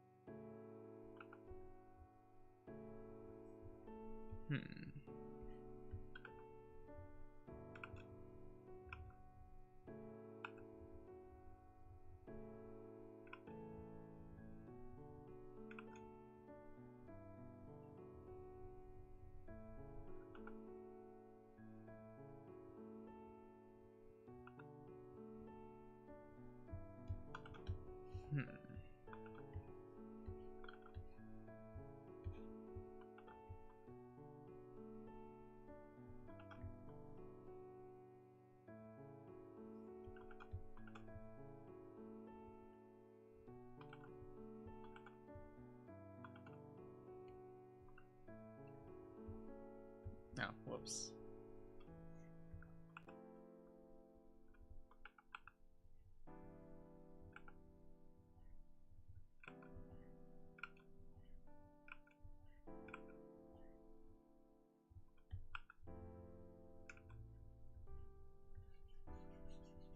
Okay. Actually, where are we at with the poll? Let me double check that. What's that doing over there? How's it going?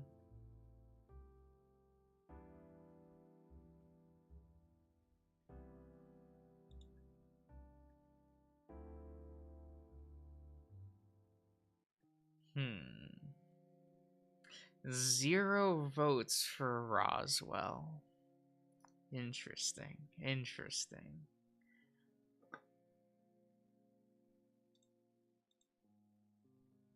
I see. I see.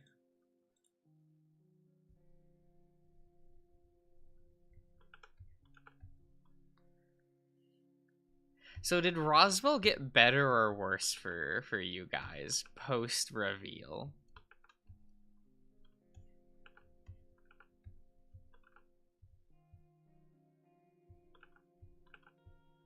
Kinda curious.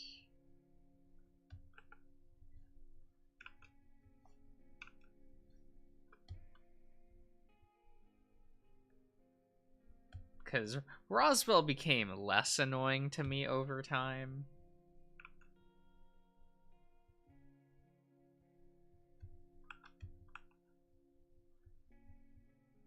Granted, he was still grating.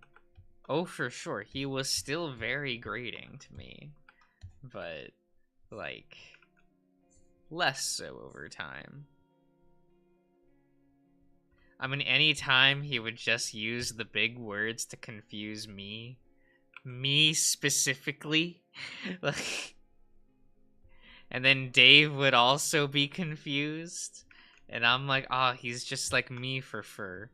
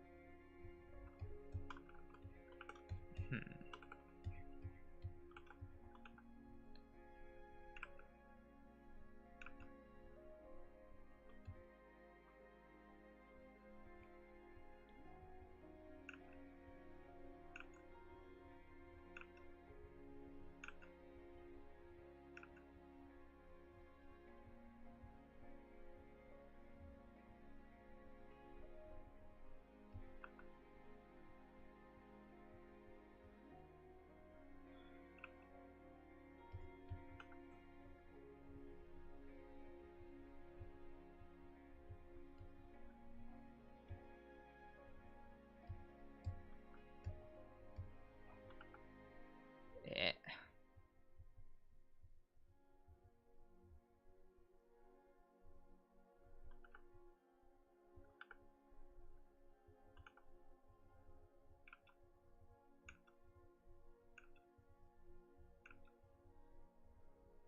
There we go. Okay.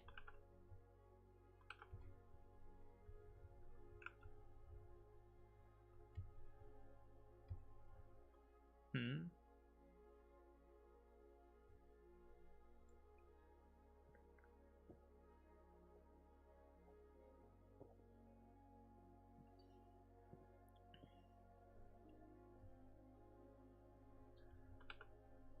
Oh, I just thought he was trying to play around with, like, results, I guess. Like, he had done it so many times, he was just kind of, like, seeing variants.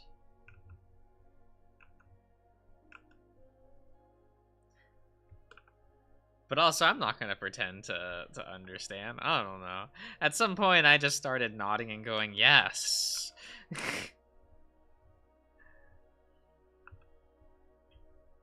Do I understand how all the murders worked? No. Do I need to? Not really.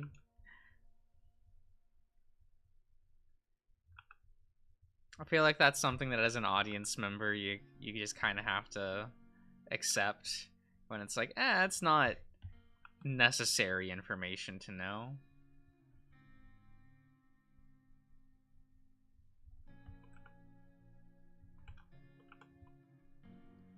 Would it be cool to? Sure.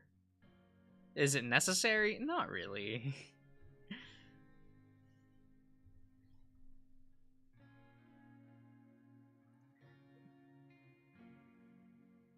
Though that's also like, I feel like that's a mentality I learned reading comics as like a kid. His characters would just mention things, and I'm like, I don't know what that is. That's okay. And that still holds true to this day. But like earlier this week, I was reading, what's that comic? Red Goblin. I was reading that title because, you know, I thought it'd be funny, right? A new character, who dis, right? He's not even really new. Though it's his like first solo comic, I think, so. And like that kid just says things of like, yup, my dad is dead, that's fine. And I'm like, really? Harry is dead? Interesting. Okay, am I gonna ask why? Am I gonna Google it? No, because it doesn't matter. I just need, the only relevant information is that he's dead. Or, oh, who's this villain? I don't know. They hate Norman. Cool. That's all we really need to know for this story to make sense.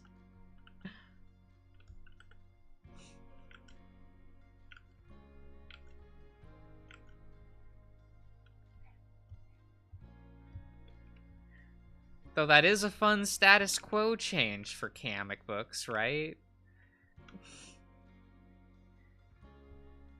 You know, they have where Harry Osborn is currently dead, and Norman Osborn is currently the Gold Goblin, and he's a hero because he, like, after losing his son, he was like, maybe I should be a better person. Then he has to like take care of his grandsons now, like, and his grandsons kind of hate, well, but the one grandson doesn't like him.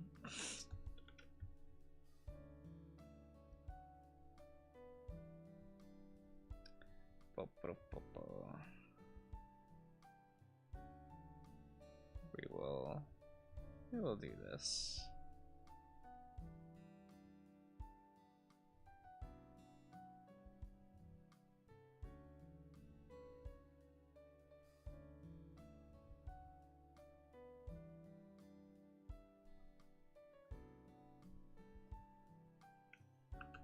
That needed to be lower all this time.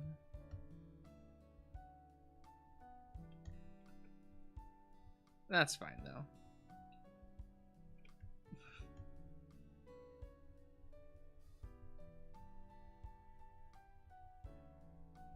But that book's kind of fun. You have a real angry 12-year-old as your point of view character. It's kind of great.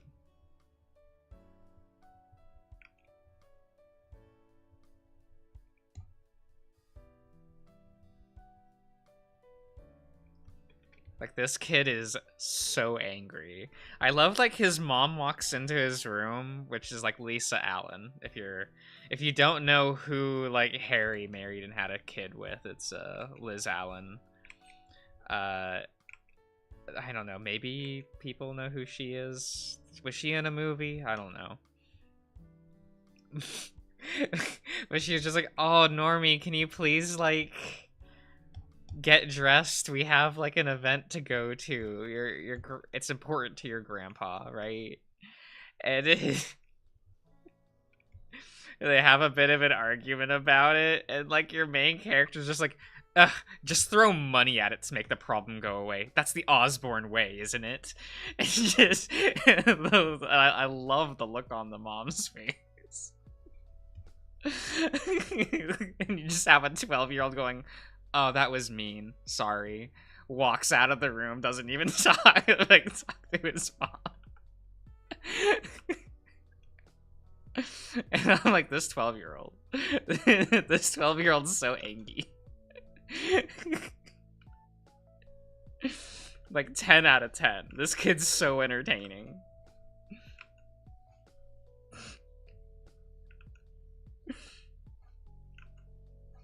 I love how he talks to his symbiote, where his symbiote will just complain, and he's just like, oh no, you're doing what I say.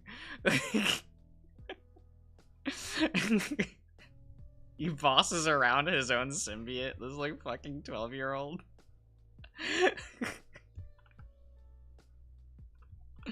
Like, powerful, amazing, love this kid.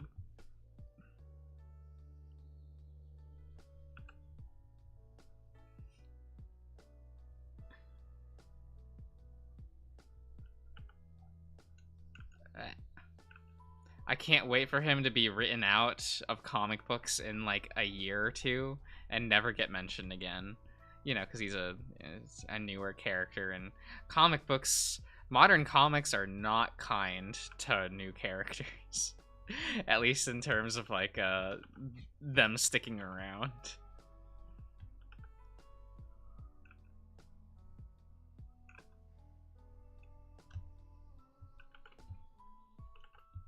Though, maybe if they stick him in a movie somewhere, he'll stick around. Like, that seems to be... If a new character gets put into the movies, they're allowed to stay, right?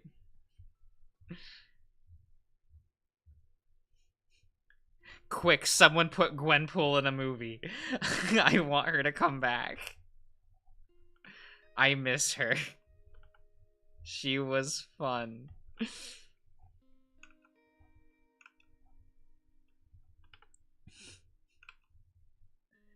I almost don't even care if they do her well or not.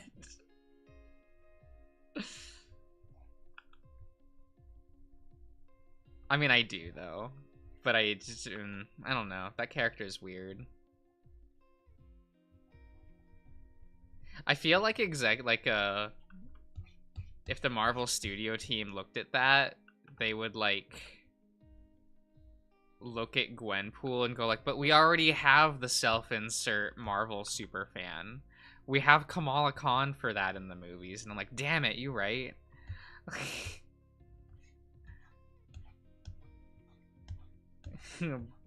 But I arguably prefer Gwen. Arguably.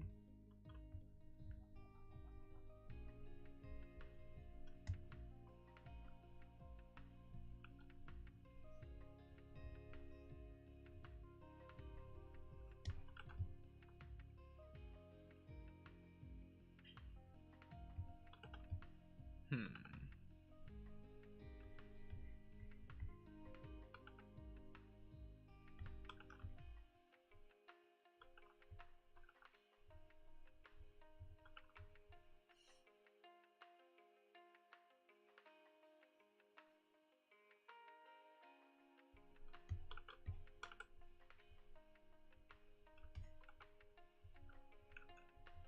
But man, I don't know what's happening in like the MCU, right? I don't pay attention to that sheet though. But like I didn't I try not to click on videos, and you know, I didn't, right, for this. But like I saw a thumbnail earlier this morning that was like the worst Marvel villain. Like, and it was like a picture of Kang, and I'm like, oh, what did the movies do to Kang? Like, because this has to be a movie reason why why that's a thing, right? What, Kang's only been in one movie, right? They couldn't have fucked up that fast. I mean, I say that, but Age of Ultron exists. But that's a special case. That's a special case, you know.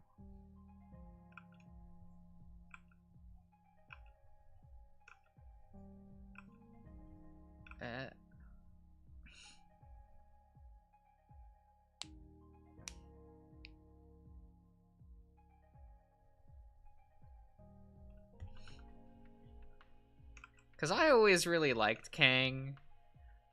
Like, maybe not as a villain, but more like an entity within the Marvel Universe. Like, he just shows up and is just kind of a lad. Like...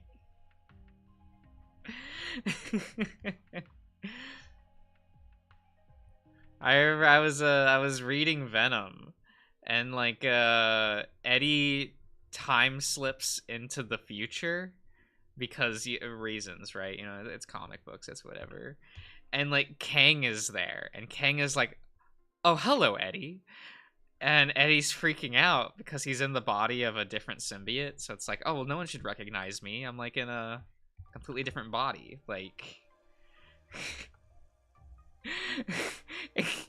Kang is just like, "Oh, such a menace. He's great."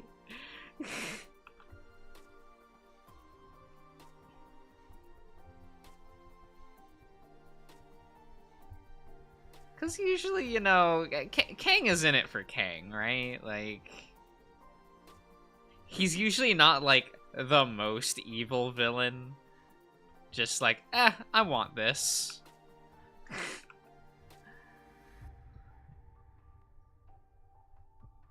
Either that or he's still upset about his lost time, blah, blah, blah.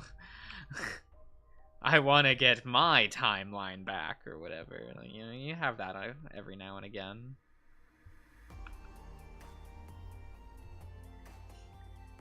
Maybe he's dropped the name Kang again and is now Ramatut again. Let's go back to the 60s, where he was pretending to be an Egyptian, like, pharaoh. I assume that's not going to be in the movies. What a weird introduction for Kang.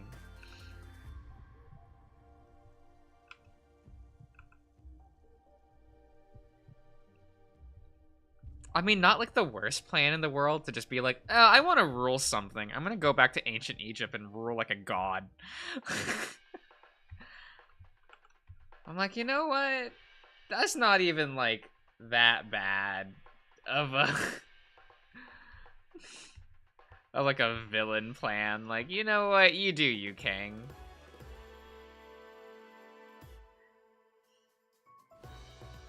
He does his thing.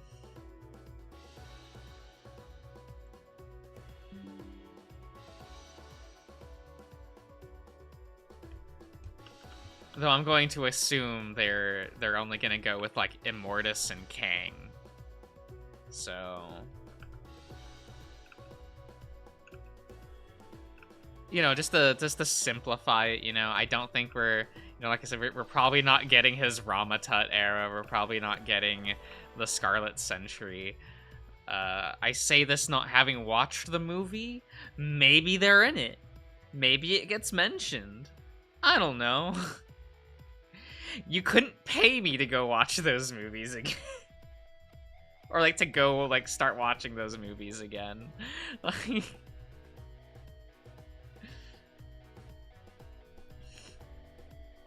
I had so many people asking me, "Oh, Josh, are you gonna watch Across the Spider-Verse?" And I'm like, no, stop asking.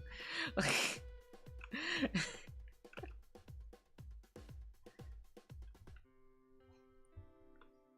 It's not gonna happen. You can't make me.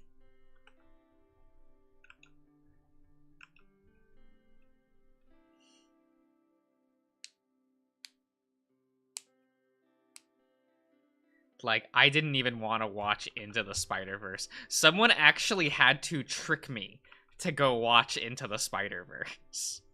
Like...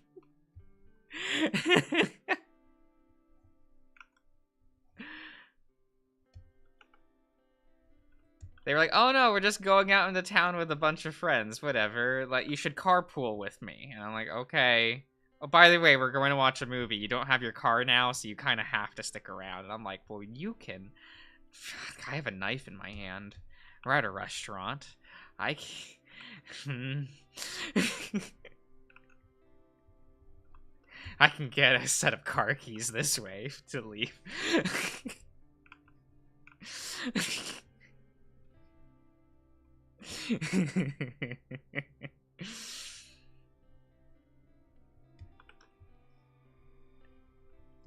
Also, yes, that is how I ended up watching the first Spider-Verse film.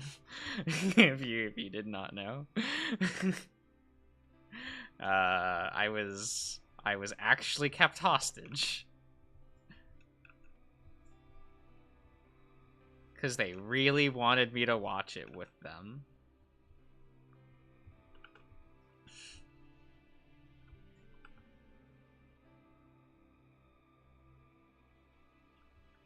I don't think it was worth it to them afterwards. I think they thought that I was going to legitimately like the movie after watching it.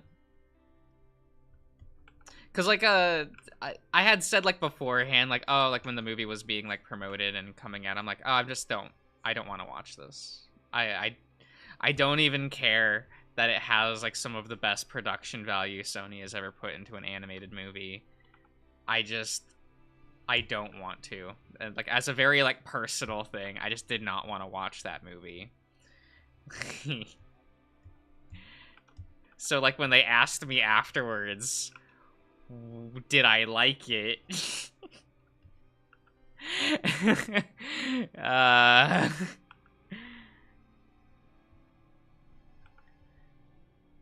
And then they asked me why I didn't like it, and we were there for a while.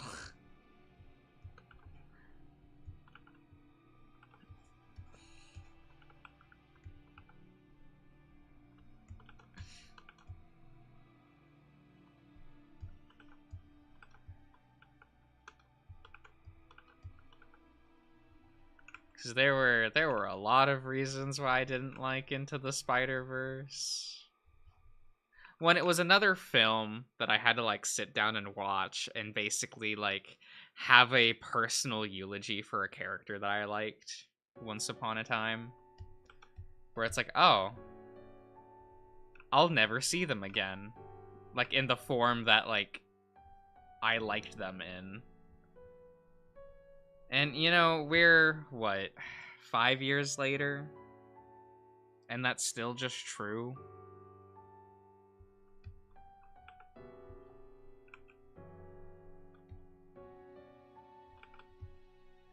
It's like they rebooted the character again, and it's still it's awkward.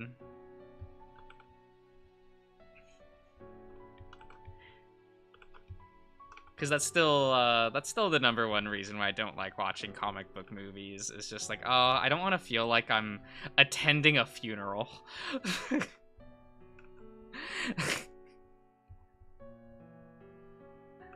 Because that's what it always feels like to me.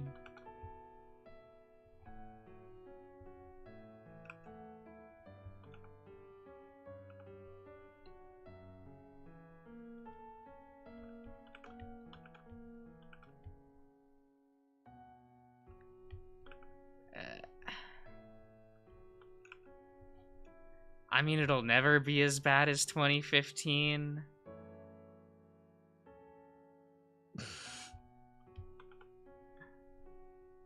You know, because 2015 was the Fox Fantastic Four movie. And like, oh, nah. Never again. We're just, nope.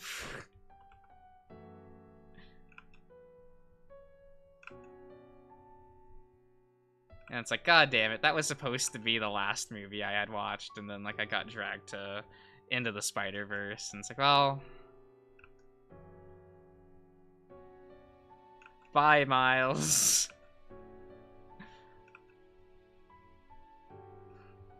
I knew thee well.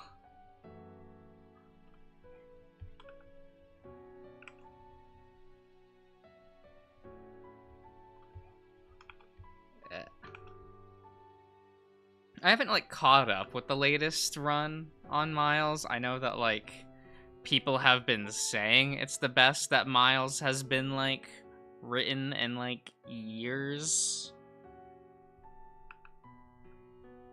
But I don't know what that means.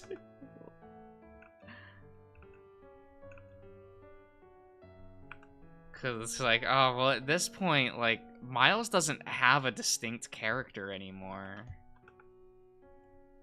Which is, like, one of the biggest problems with writing Miles today, right? Is he doesn't have a distinct character.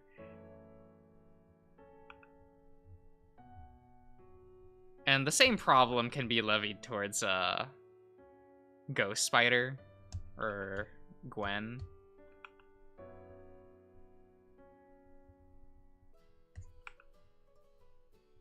What name are they even using for her anymore?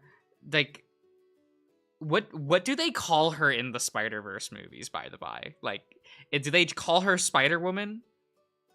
Do they call her Ghost Spider? Do they call her Spider-Gwen? What do they, like, call her? Like, not her title, but, like, when they're all suited up and stuff, do they refer to her as, like...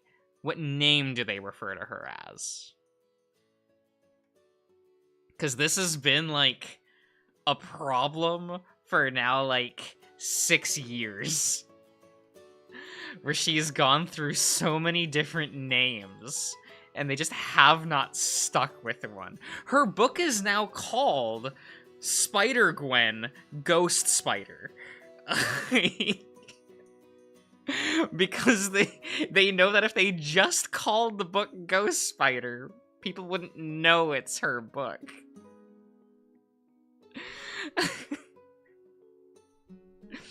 But they do want to rename her Ghost Spider. And they've been trying for like 6+ years to switch her name from Spider-Gwen to Ghost Spider. But then sometimes they'll just call her Spider-Woman.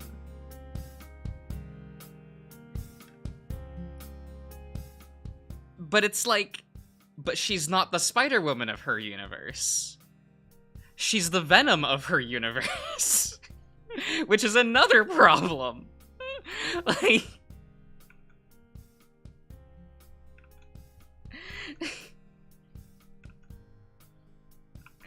And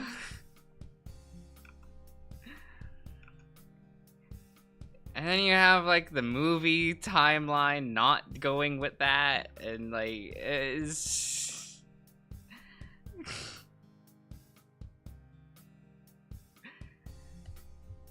is dumb.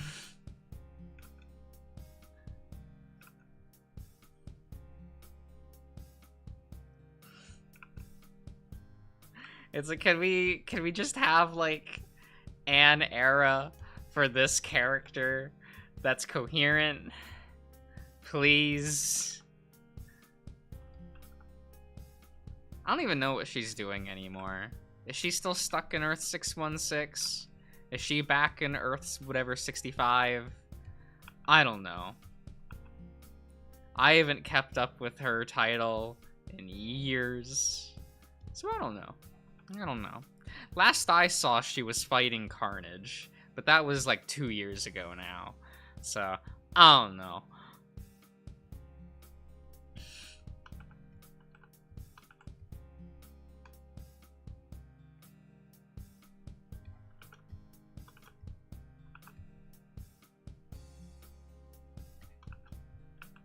Though I do think that they were like...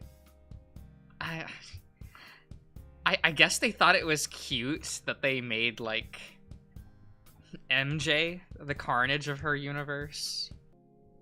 Because it's like, oh, I get it, because she's Venom, so make Mary Jane Carnage. Oh, I get it. Sure.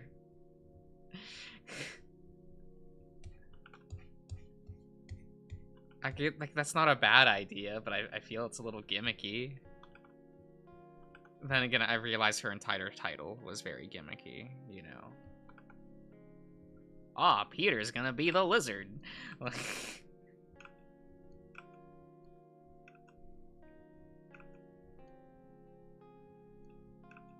Yeah.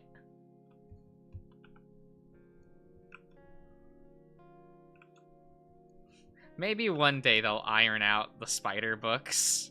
Maybe one day. I don't know. They're apparently bringing back Superior Spider-Man, which, like, I shouldn't be excited for, but I'm like, but how are we doing this? And will it be decent Slott's writing? Well, fuck. It might be entertaining, at least. Maybe not good, but it may be entertaining. Slott is sometimes good for that, and not on purpose.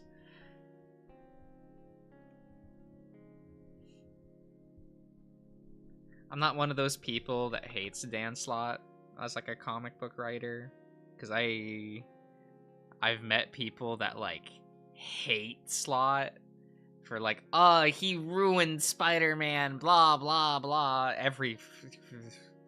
I feel like every single writer who has touched Spider-Man in the past, like, 15 years, it's been like, X has ruined Spider-Man, like, and we just keep going down the line of every time there's a new writer, we go, this new person ruined like, it's every time without fail. And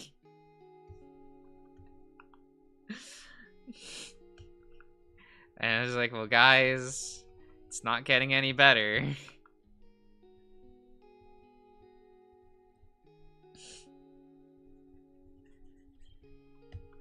I mean, I realize they refuse to, like, fix the one thing that fans have been complaining about forever, and they're not going to. They're never gonna back down on One More Day, so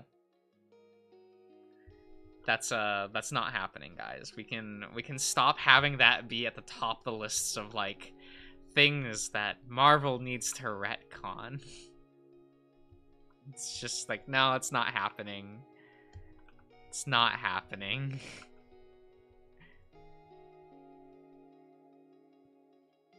What are fans upset about? A lot of fans tend to be upset about, like, when they rebooted Spider-Man back in 2007? I want to say it was around, like, 2007, 2008, something like that. When they started over with Spider-Man Brand New Day, like, a lot of people complained that is when Spider-Man stopped moving forward. And this is true.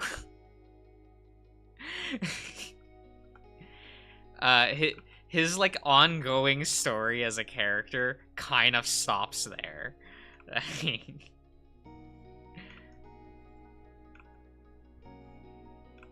Because that was the moment where they're like, no, we're just gonna reset Peter every few years now. It'll never actually feel like he's moving forward. That seems to be, like, the core issue that people have with, like, how modern Spider-Man is written. Or, more specifically, modern Peter. Right? That was personally why I jumped ship. And, like, moved over to Ultimate Spider-Man just because, like, you know, there was once upon a time forward progression in the Ultimate Spider-Man book, and then 2015 happened. But you know, that was a bad year for Marvel. I know people that still have never returned to Marvel post all new, all different Marvel. That was a breaking point for a lot of people back then. I guess if you don't know, that was when Marvel reset. They soft reset their continuity. It was basically Marvel's equivalent to DC's New 52. But it wasn't a full continuity reset. It was a shuffling around of continuity / resetting some characters, but not all of them. So that's like, there was a lot of condensing of things. Maybe, cause maybe New 52 isn't like the proper thing. I almost want to say it's more similar to Crisis on Infinite Earths, because that was like the idea was that the Marvel multiverse ended and you just got a new one. Everyone survived. Most people survived. But it was like the universe itself was semi-reset, but not the characters within it. Kind of. It's hard to explain, mainly because like it's superhero comics, right? It was just a way for Marvel to soft launch like a new lineup of books, essentially. You know, that's around the time we got Kamala, right? Like, that was when she took over the Miss Marvel book. I think that was around the time that we got, like, that one Ghost Rider that was around for a bit. I think he was the all new, all different Ghost Rider. Robbie, was that his name? So there was a handful of titles that like were successful in that lineup, but you know, it didn't quite work.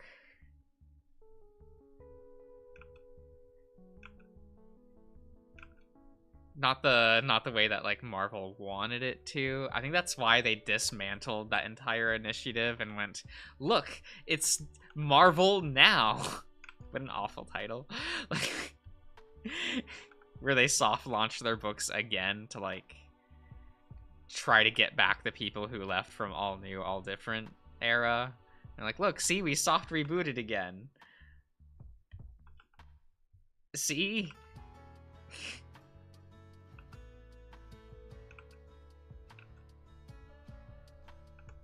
We've made Captain Marvel worse. Whoops.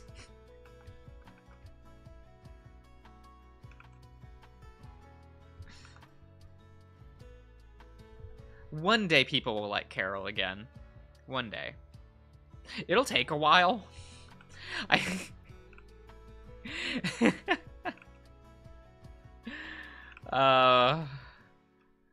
But you know,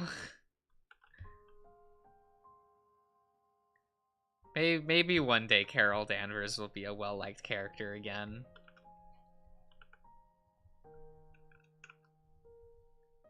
Maybe not soon.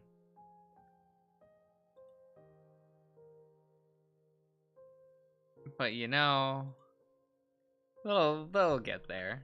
They'll get there. Unless they don't want her to be well-liked again. Wouldn't that be funny? Maybe this is all a big play to be like, no, we want Carol to be hated. That would be the biggest brain.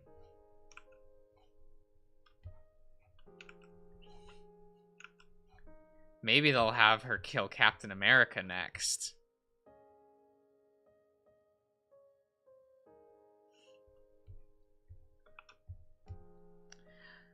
Well, it's hard to plan like a full reset because they legitimately did plan out All New, All Different Marvel. It just wasn't received very well because that was something that they had set up for a few years prior because they knew they were soft resetting the Marvel universe.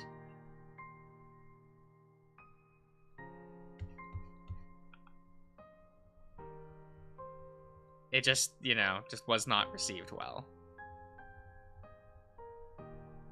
Granted, the story that launched All New, All Different Marvel is still considered the best event comic Marvel's ever done. So, you know, things are weird. Because that was the 2015 Secret Wars. Where it's like, oh, well, the event was really cool. The universe we got out of it was, like, in theory, really cool, but, eh. Like, I know when All New, All Different Marvel started, I stopped reading Marvel for a few years. Like, I was one of those people. And part of that was just, like, the book I was reading was gone. Like, that's what happens. Like, when something soft resets, is sometimes your book is now just gone. And they didn't replace it with anything, right? Like, at least, like, if, God forbid, if you were reading Hulk, right? You still had a Hulk title. It maybe isn't what you want. You know, because that, I'm pretty sure that was the Amadeus Cho era. Which is, it's not what I want. But, like, you would still have a book. But for some people, it's like, oh, were you an A-Force fan? I'm sorry. Were you, like... were you a fan of, like, the previous Ghost Rider run? I'm sorry. Here's your new Ghost Rider. Because they just replaced a bunch of characters, is what ended up happening. Like, they did a bunch of mantle passes during that era, because they're like, oh, a new universe, right?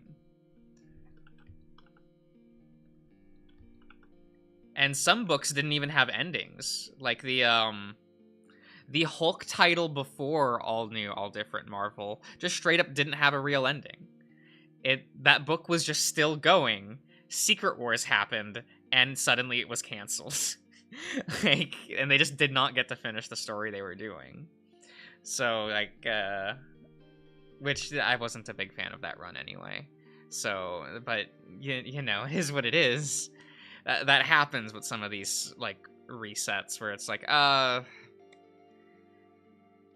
sometimes, like, even though you plan to do a soft reset, you don't exactly know ahead of time which books will get the soft reset, right?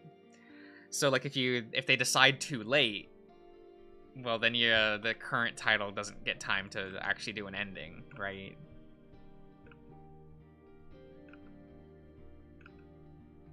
That just kind of, like, happens every now and again.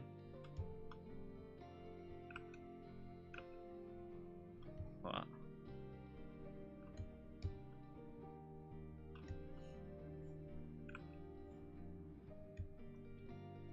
because I remember, like,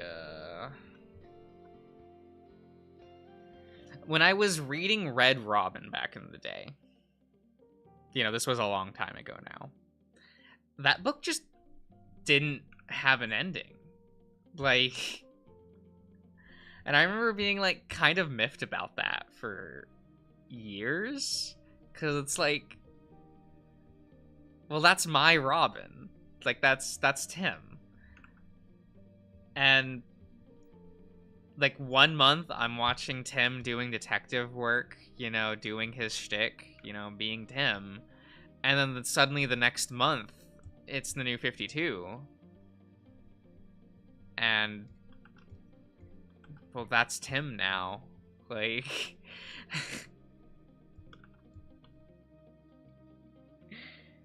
And I don't think anyone likes New 52 Tim Drake. So... Then again, I don't think anyone really likes Tim Drake anymore. He kinda... That was a character that really fell off. Like, DC just does not know how to get him back.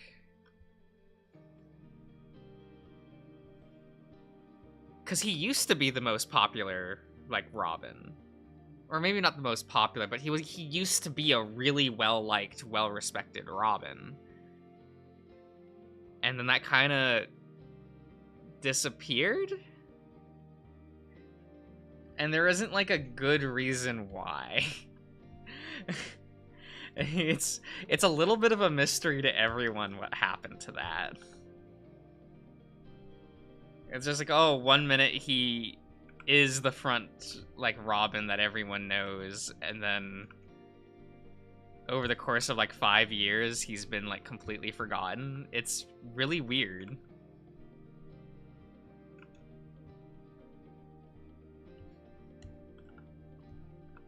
not a fan of that, because it's like, well, that's my favorite Robin. I'd like to see him around. Like, Tim had a book this past year. It got canceled a few months back. Granted, I stopped reading after like 3 issues, but you know, that's you know, the book was bad. So... and the book was also not what anybody wanted for Tim. Or maybe for some people. It's odd, right? Because you had the people that wanted Tim as Robin again. Or at least, like, doing detective work, right? But then you had all the... You had all the New 52 Robin, like, Tim Drake fans. All 2 of them, right? That you know, they want their action Tim Drake. Because that's what they know him for. And then you had the new Tim Drake fans that jumped on board the hype train of him being bi. And, well, those people want a book for, like, their version of Tim, right? And you could see how awkward that was for the new book. Of, like, well, they kind of have to try to satisfy multiple audiences, and they didn't commit to anything. Like, I dropped the book because I just thought it was fucking boring. Like, it's like, one, like, Bernard was barely there. So, like, if you really wanted the whole, like, oh, I want to see Tim with his boyfriend, like, you're gonna be disappointed. And people were. And if you wanted Tim to be a detective man, like, oh, well, he's doing that kind of, but... you know, we still need to try to fit in time for Bernard, and for action scenes, and for drama, you know, because it's Tim, right? You know, and I just got bored. I got bored waiting around for, like, the elements to cycle back around to what I liked Tim for. And, you know, it's like, well, his book got canceled, so clearly, like, no one else was, like, everyone else was kind of feeling that fatigue. And that's a common complaint. Like, you see a lot of complaints for Tim, where it's like, during the urban legends era, where that's the era in which they made him bi, okay? Like, people who were reading Tim in that book were very disappointed. That, and you have the people who left the Tim Drake train because of that, and yeah, that's a little understandable, I get that. Like, because it was really awkwardly timed, like, to make Tim bi. It was awkward. Because you had the people that were really excited at the prospect of Tim getting back with Stephanie. And, well, that's not happening anymore, so... you know, those people don't want to read his modern book because they're like, well, where's their OTP? Like, and, like, I get that because they were building up Stephanie and Tim for, like, multiple decades. Right? That must be disappointing. For them to just, like, out of the blue be like, hey... he's dating a guy named Bernard now. You don't remember Bernard, but you know. I think it was like one of his college classmates back from like the original, from his original run or something. And they just like 30 years later plucked him out of the dumpster and was like, they're dating now.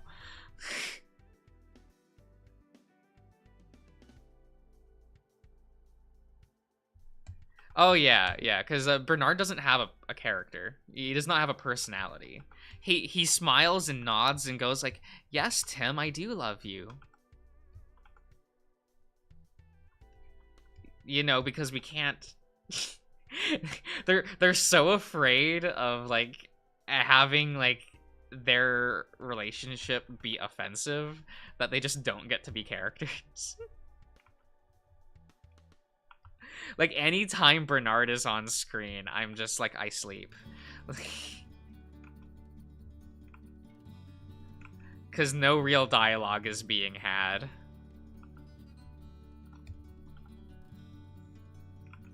I remember there was a fucking comic where, like, they were having, like, their 1 month anniversary or something. Some bullshit like that. A cake was involved. And, like, Tim was late because, you know, he had to be Robin business, right? And Bernard doesn't know that he's Robin, if I remember right. And, like, oh, is Bernard gonna be upset that Tim was late to this, like, event that they had been planning for a while?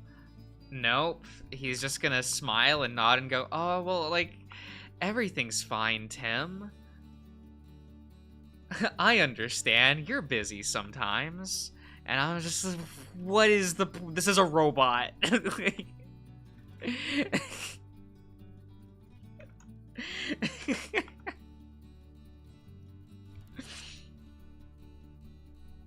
Like, I remember when, like, people were really complaining when they were, like, hyping up an issue, right? For, like, months. Going, like, there's gonna be an issue in which they go on a date. Right? The date was a montage. You didn't actually get to see the... Like, you get to see, like, 2 pages of a montage of them dating. Like, what happens on their date. And then you're back to, like, Robin, like, arguing with Oracle or something. Like, because God forbid we give Bernard any real lines of dialogue.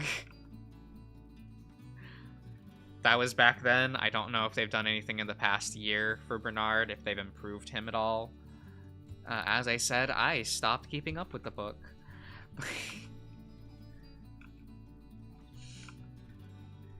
But definitely during, like, Urban Legends and, like, the start of that new Tim's book, I'm like, fuck. This is so boring. What happened to Tim being cool? Like,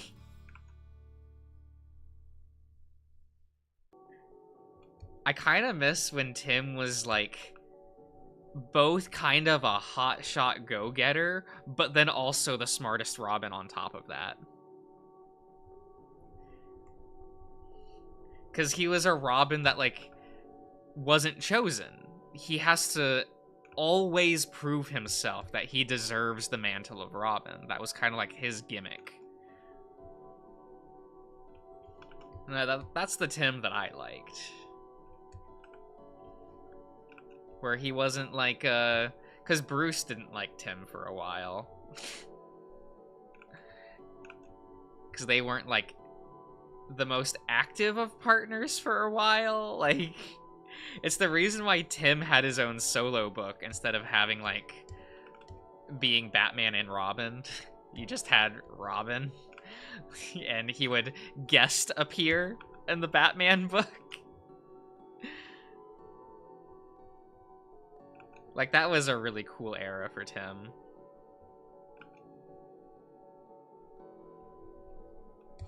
I don't think it'll ever be that good ever again, but, you know.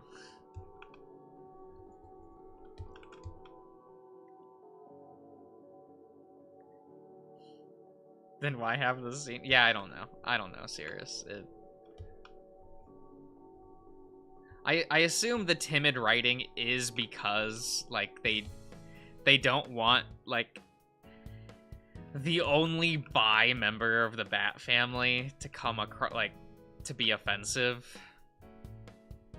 in any way. So, like, they constantly go for, like, the safe choice to how to write them. And it just, like, it's not working. You know what? That maybe I'm wrong about that. I'm sure there are people that like that, where it's like, oh, you have, like, this couple with absolutely no issues. I think that's boring. Why am I reading this?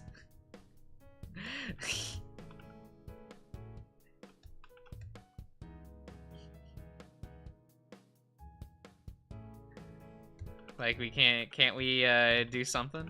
Anything to spice this up, you know? Add some drama, perhaps?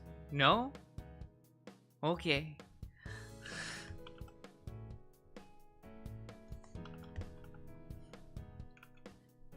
Because I know that I read superhero comics for that hot drama. I usually stop reading a comic book as soon as it gets boring.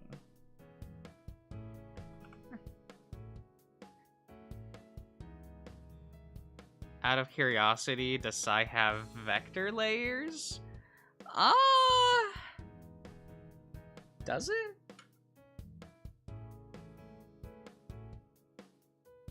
You have, like, the line work layers? Does those work similar? It's... like, not really. At least not, like, in the normal sense. Yeah.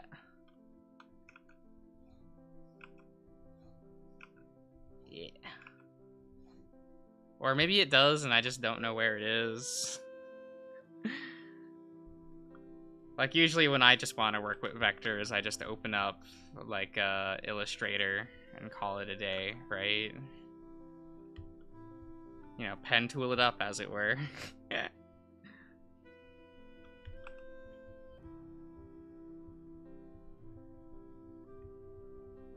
But I never got to... I don't know, I never formally learned how to use Sai. So I don't know, nice.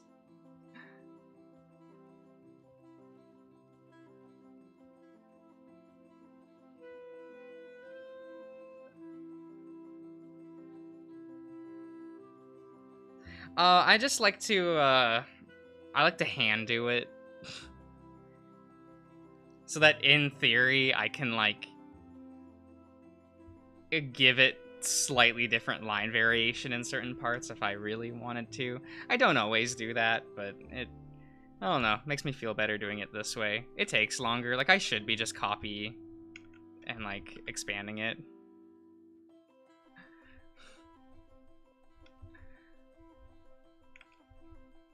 But I also did not learn digital art.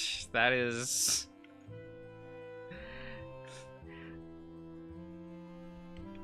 like in college. I did everything via pencil, paper, or canvas work. Because the school that I went to didn't really have, like, a good digital infrastructure for that, so... I don't know. Like, I probably should learn how to, like, use these programs better. Because I don't know how to use most of these digital programs. Like, the only program I learned how to use proper was Photoshop. And even then, that was back in 2010. Like, my certification for Photoshop is for CS5. Like...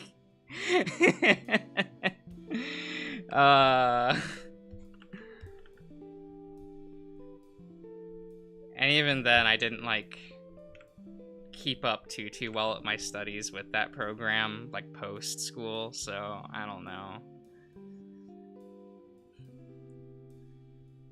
I've definitely forgotten a lot on how to use Photoshop. Granted, I wasn't using it for drawing or anything. The class that I took was actually for, like, photo editing and digital... yeah, just digital editing and stuff. So I always use Photoshop just for actual editing more than anything else.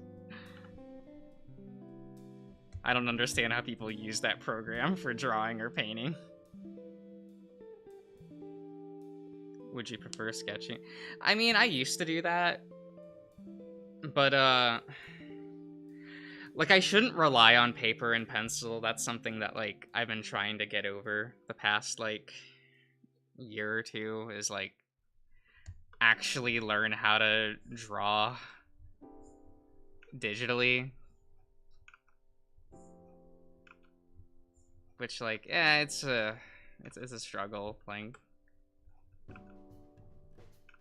I never feel like I have as much control, despite the fact that I totally have more control digitally. Like, it's like, oh, I have so much control over how much, like, the pen pressure, the sensitivity, how the line, like, digitally behaves, and I just... It's all Greek to me.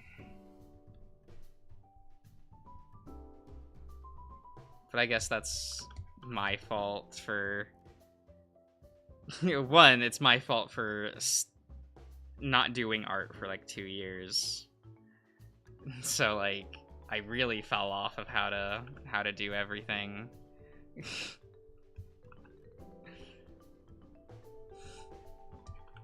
so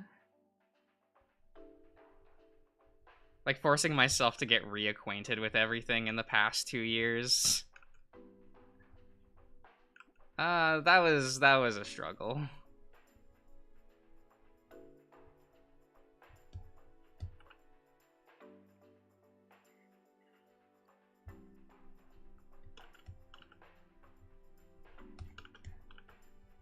I guess the best I can hope for is that it's not, like, too noticeable.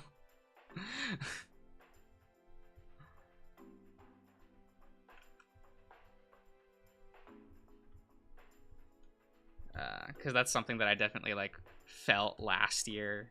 Was like, oh, I guess a year and a half ago now, like, just this, oh, like, it's been so long since I've had to actually, like, do this kind of work. Do I even remember how to draw anymore? Like...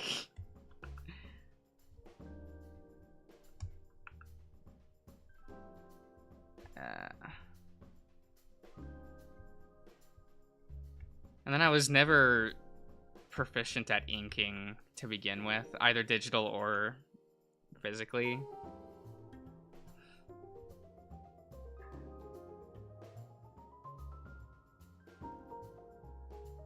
How clean your art is? Oh, thank you, Nice. Yeah, I stopped the drawing for, like, 2 years. Like, a little bit after college.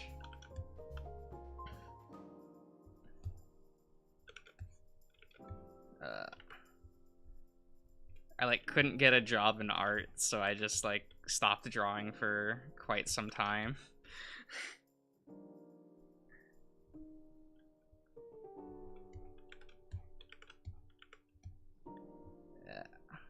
So I only started drawing again when I started doing YouTube.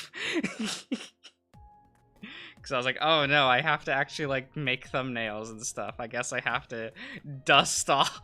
I had to reinstall everything on my computer at the time. I had to, like, rummage through storage to find, like, my Adobe, like, suite, like, disk.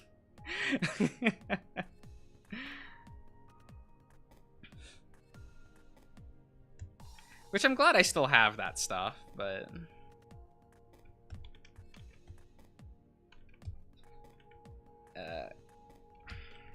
Because I do not want to have to deal with getting, like, modern Adobe stuff. I'm like, no, I have my shit from a decade ago.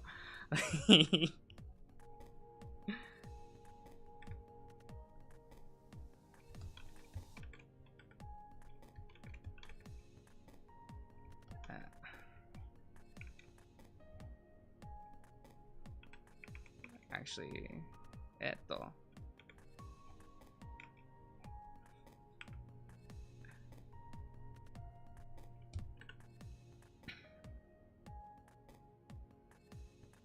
You've been getting better over time? I don't think I've been getting better. I think I was just, like, relearning, if that makes sense. That, and there was definitely, like, a timidness on my part to do inking work again. Where I'm like, oh, well, I can't. I had, like, kept telling myself, like, oh, I can't actually, like, do that stuff anymore. Like, I shouldn't even try. Like,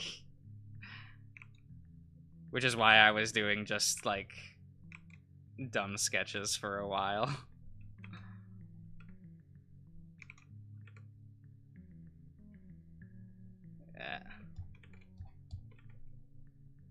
which, like, I probably shouldn't have done that. Probably should have had more just more trust in myself, but no, I've never been good at that, so.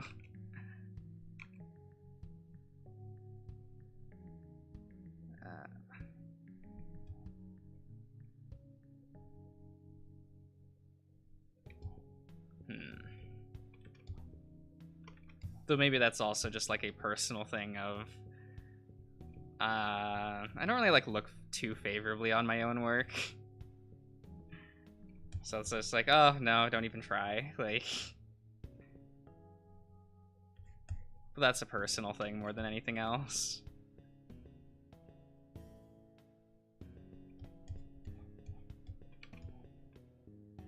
That's just something I have to like get over.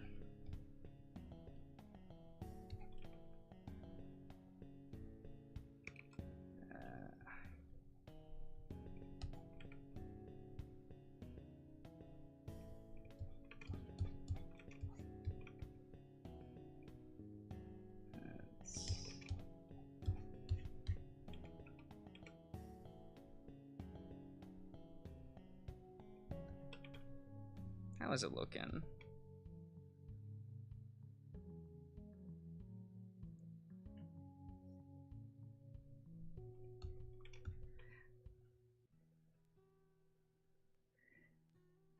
Yeah, the hat. I mean, the hat's like somewhat of a problem because like I've never been like the best at like thinking of a design in a 3D space. So like it will look awkward at like certain angles, just because that's a me problem, or I can't quite figure it out. Like the perspective on the top right expression, like the hat doesn't really look quite there yet. Hats on furries are hard. Yeah, that's why I put the hat on a bird, so I don't have to worry about it as much.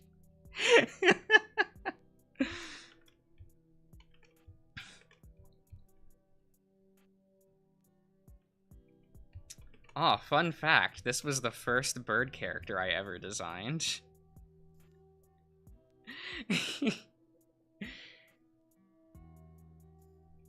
He looked very different a decade ago. I can't prove that, because I don't have any of that artwork anymore, but...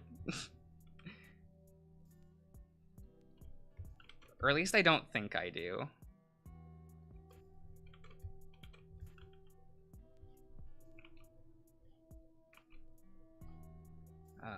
I kept very, very little of my old work.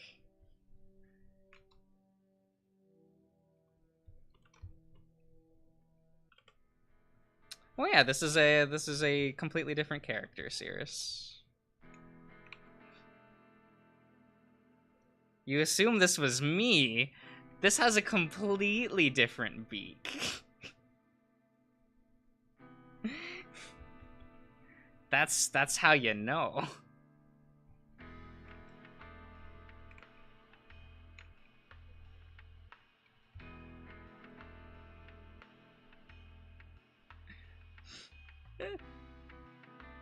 But with a hat. Oh, actually, I've never really worn hats before. Like, I've owned hats, but I find it difficult to actually wear them. Because I have, I don't know, I have pretty thick hair. And so it just feels uncomfortable wearing, like, a hat for me. Like, it's always, like, being pushed off my head. Like, hats just do not stay on my head very well.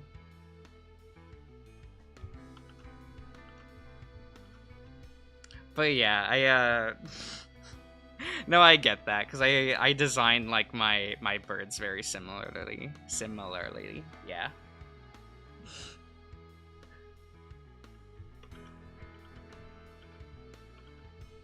But I just wanted to, like, I don't know, come back to this character. Like, see if I can still draw them.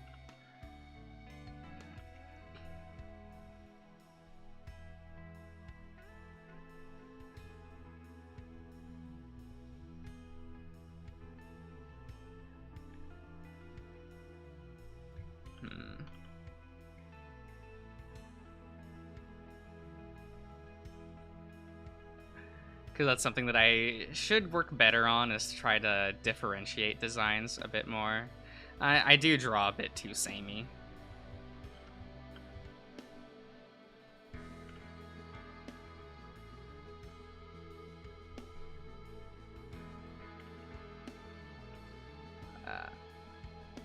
But I was never the best at design work.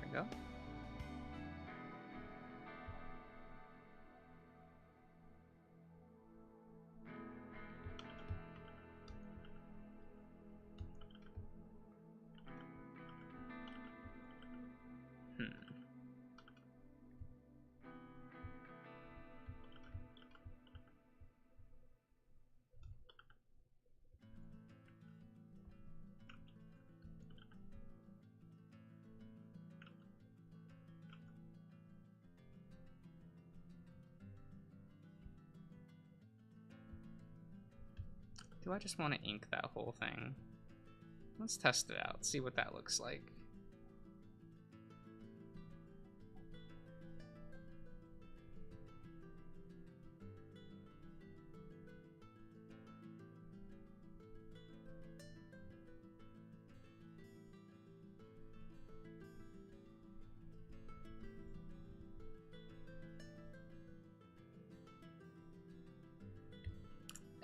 Not really what I'm looking for.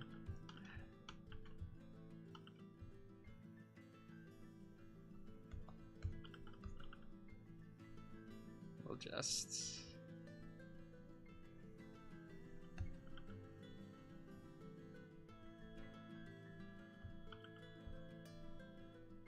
we'll do it like this.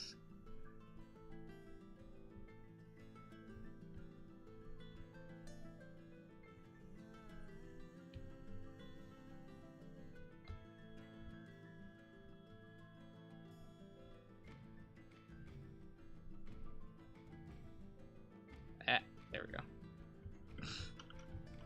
There we go.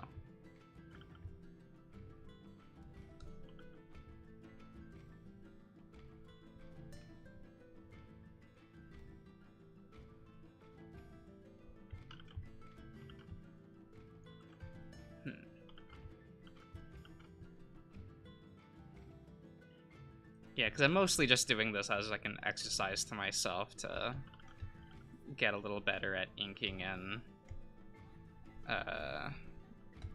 like design work a little bit.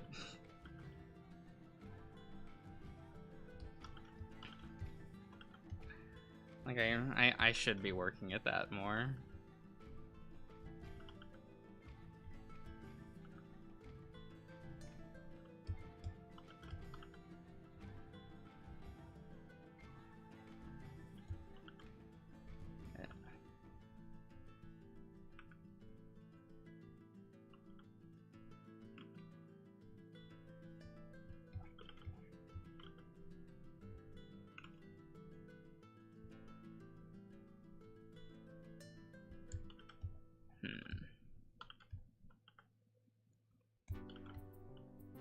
Okay.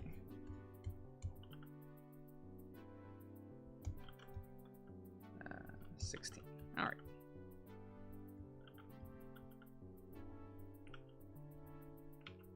What is this? The second to last? Yeah.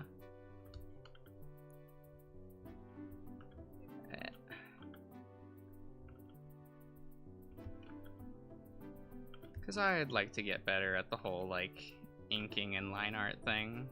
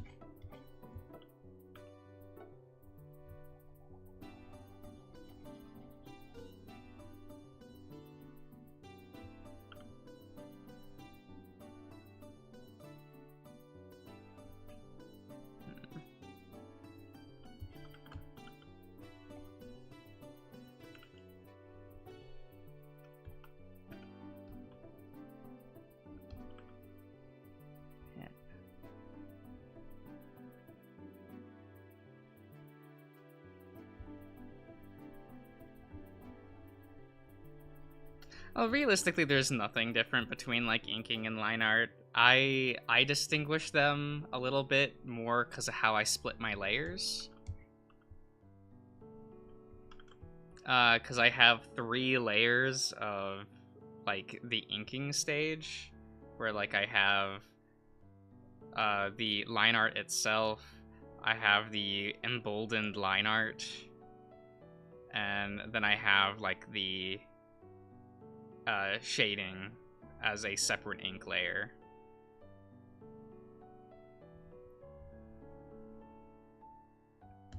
So I guess like when I refer to it, I'm just kind of referring to like the differences between those stages of how I do it.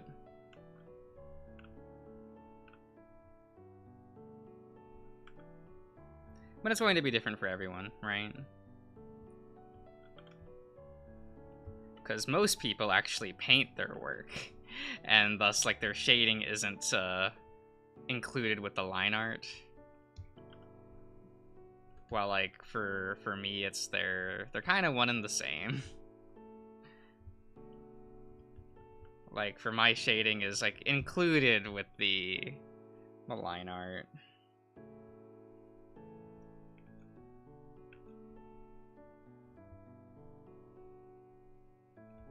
Because I've always liked how like ink works in like pencil and paper.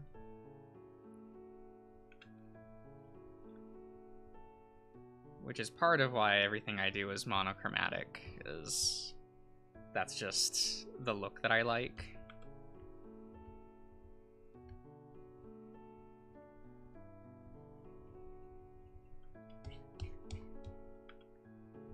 Though I mostly did everything with just graphite.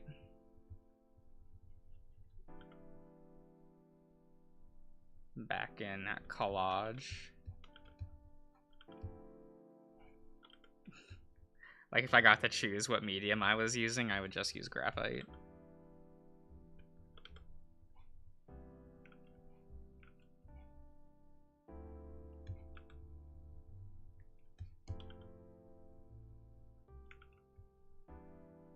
And it's like, cool, just sit there and peck at a gigantic canvas or like page with like a pencil for, I don't know, 5 weeks. It wasn't exactly that long. It was more like just a month to do a piece.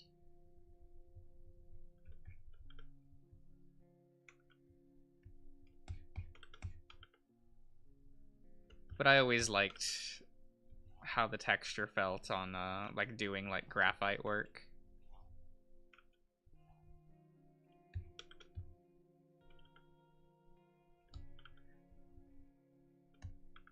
Like it might be, I don't know, it's I don't, my digital work compared to how I did my graphite work back in the day like looks nothing alike. Because most of my graphite work, I made heavy use of smudging. So like everything had like a wispy look to it. But I could never figure out how to, like, get the look I did in traditional in digital. So just kind of stopped doing it.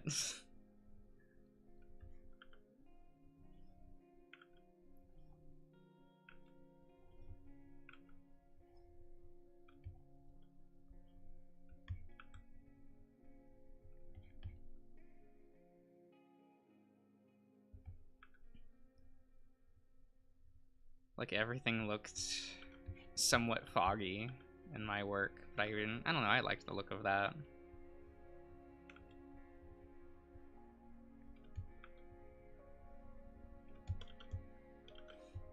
Like, my professors would complain about the lack of, like, texture work within the piece because I had everything smudged. Like, absolutely everything. You know, it'd be just layers of smudging and shading work through that, and they'd be like, "Oh, like you you can't like really feel the texture difference between like the dresser in the piece versus like the curtain because of how I did everything." And I get that. That was a fair criticism of my work.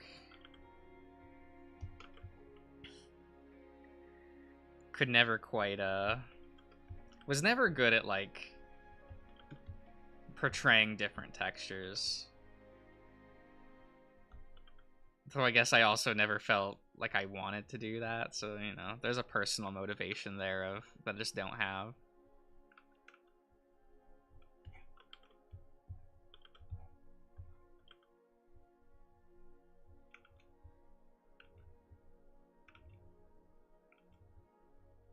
Hmm.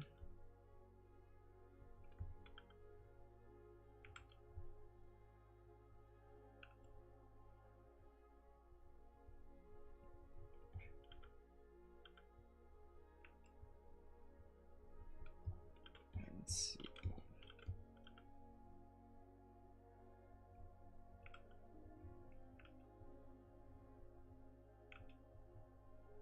Yeah, let's do it a little bit like this.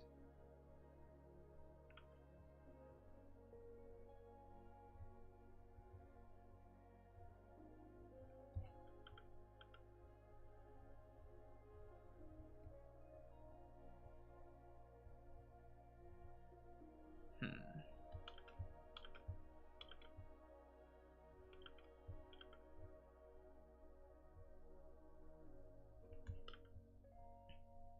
Yeah, because I have never really done like, well, not never. I haven't done like model sheets like this since college, so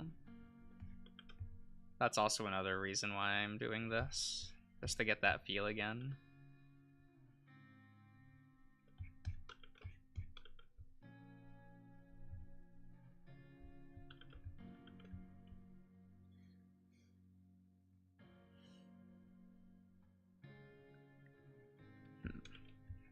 Because originally I had designed this character for a class in college.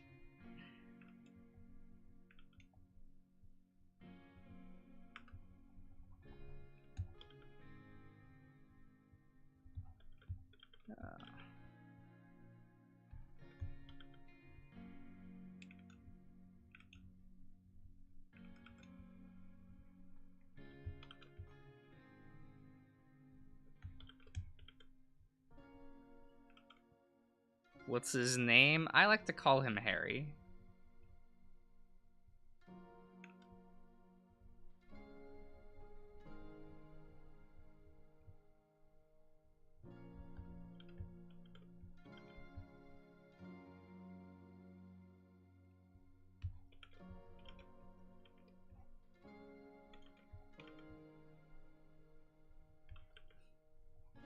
There's like not a good reason why his name is Harry, but that's always like what I would use for like the file names when I was like doing the work for the character.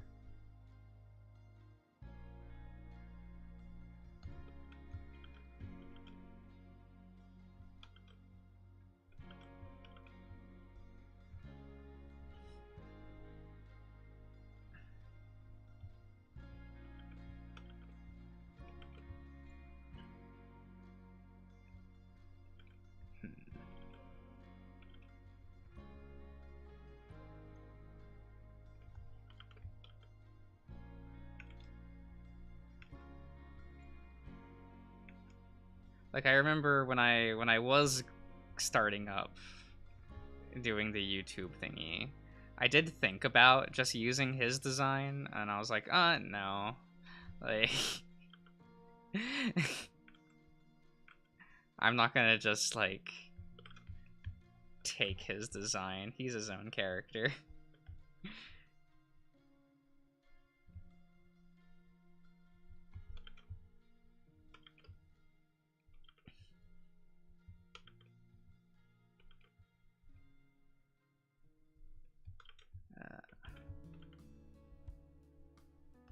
Which is a little bit funny to think about. And it's like, oh, like...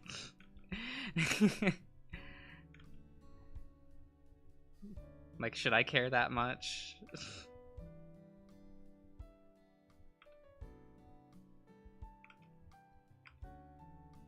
But I kind of do.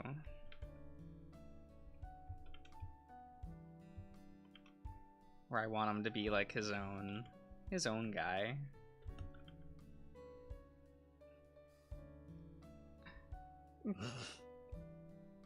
Self-theft is a staple.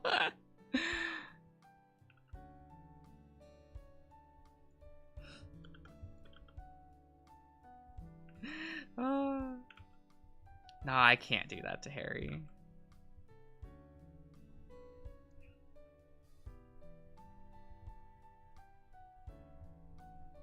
He's a little too nostalgic to me for that.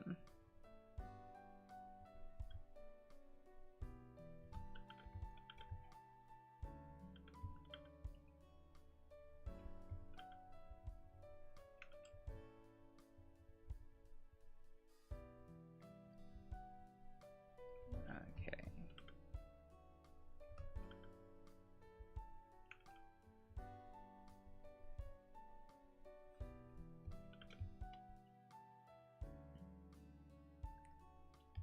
Though his design hasn't really much changed in...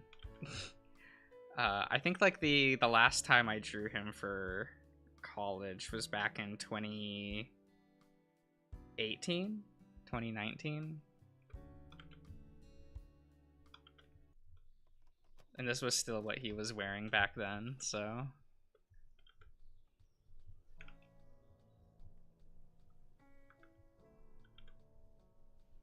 Because I've always liked the vest look. Because I used to... I don't know, I wore a vest in high school, but like post-high school I stopped wearing stuff like that. I don't know. Don't know what happened with that.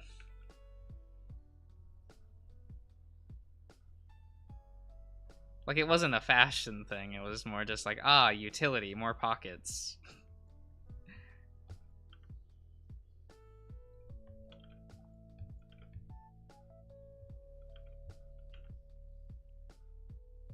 Vests are S tier. Yeah.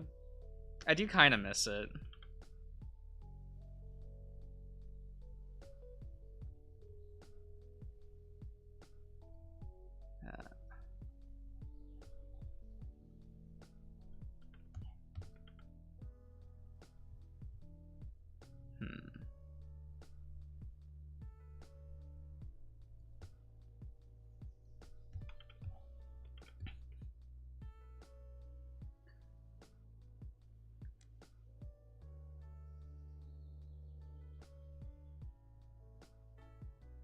Yeah, because there was like a few in like late high school for me. It got really cold where I lived, like for those couple years for some reason.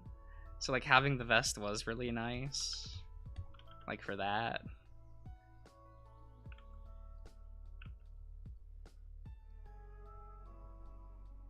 But then it warmed back up, like to the normal winter temperatures. I guess maybe that's part of the reason why I stopped.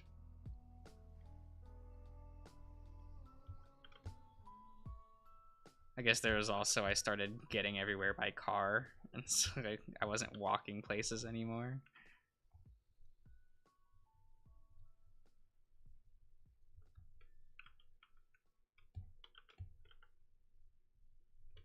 Oh well.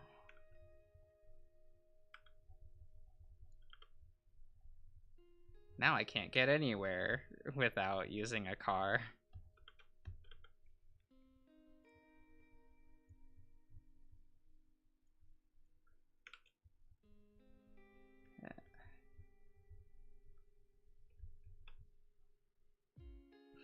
Dems the brakes though.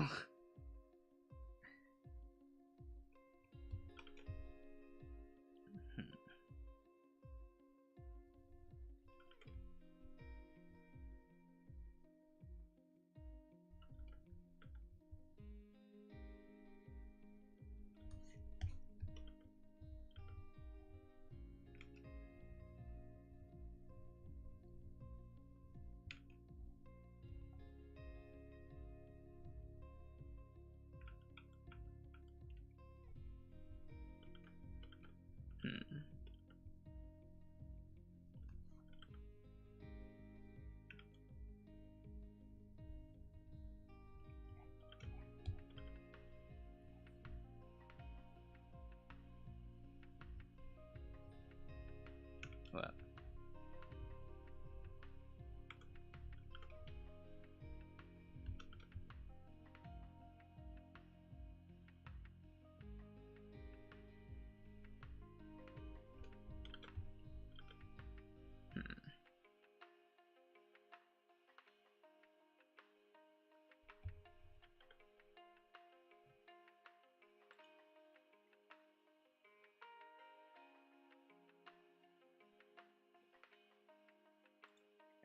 Okay. Sorry, I was just checking something.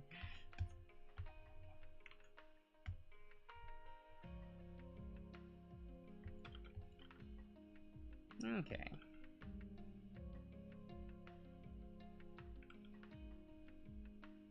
Inking the full portrait one.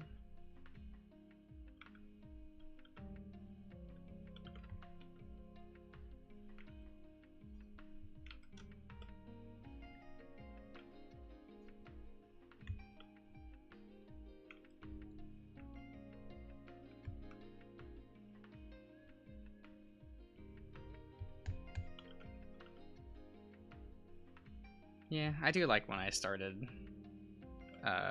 doing these, like the full, like the extra ink around the outline, because that's how I did all of my like graphite drawings, is I would have like the border like that. Well, not all of my graphite drawings, but more of the character-based ones.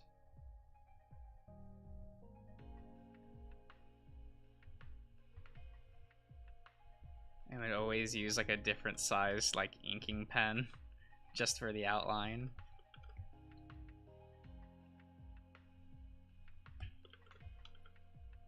Because I almost always worked with like a, what was it? What size would I use? I would either use like a 0.3 or a 0.1 for like most of the inking, and then I'd use like a 0.5 or 7 on the outline. Because I just liked the way that that looked.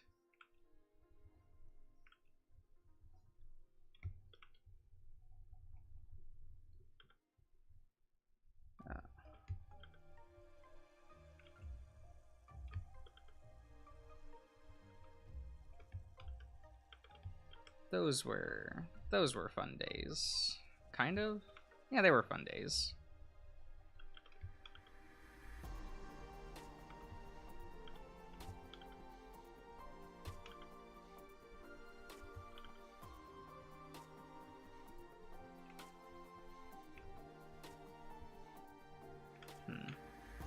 No, we won't do that quite yet.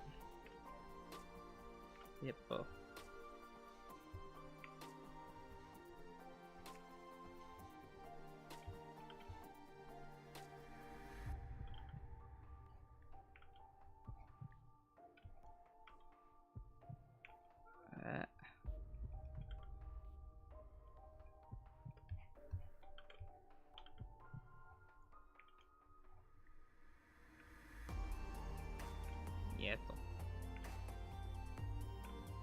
Why am I having troubles with this?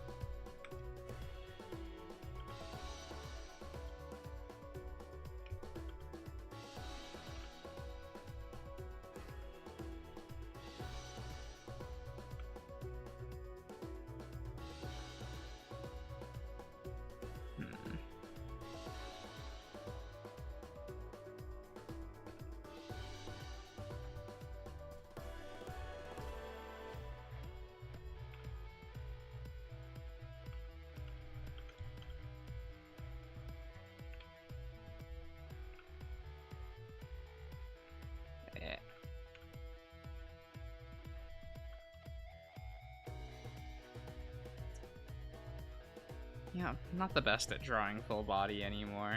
I'll have to probably buckle down and relearn how to do all that stuff.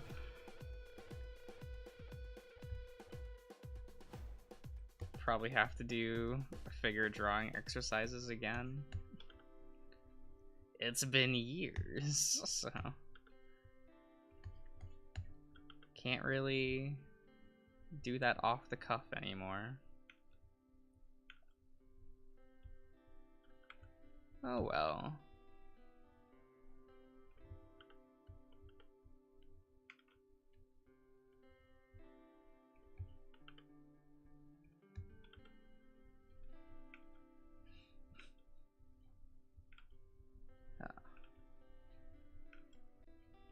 It's like, make sure to draw every day, kids, if you wanna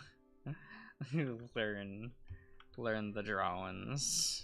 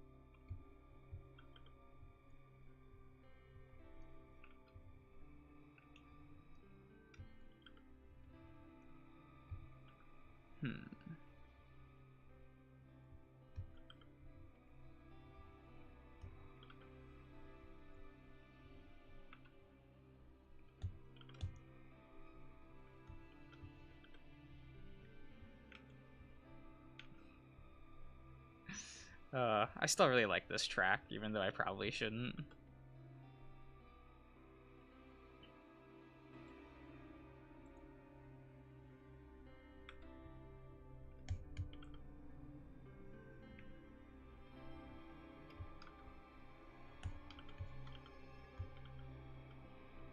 Then again, I was that, like, edgy teenager who would just, like, I don't know, one of my favorite soundtracks to casually listen, that's the word I'm looking for, casually listen to is, like, the Silent Hill, like, 2 and 3 soundtracks. I'm just like, ooh, I love this, like, the ambient music in those games.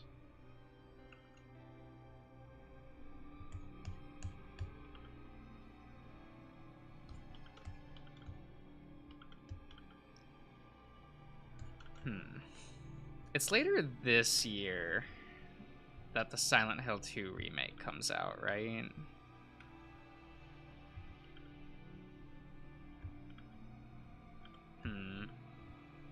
I've already I've already set aside money for to get that. Yeah.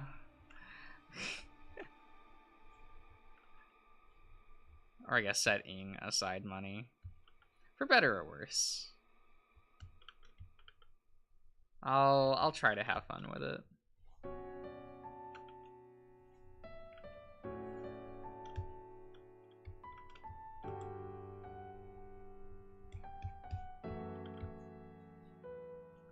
I know that I am not kind when it comes to talking about game, well, just not even just game, but like remakes in general, where I'm like, but why though?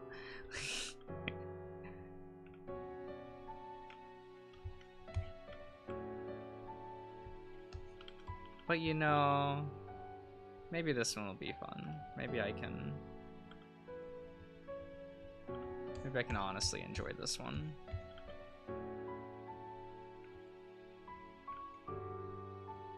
Who knows?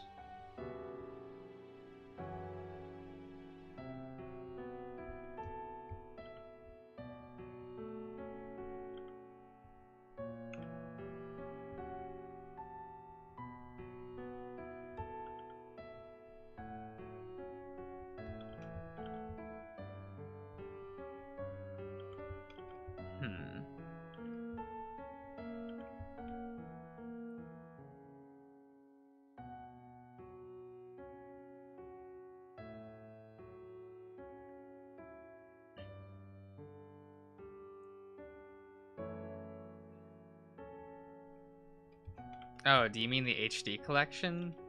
No, it could be worse than that. 'Cause, like, at the end of the day, if you play the Silent Hill HD collection, you will get the story and characters. The game sucks, but...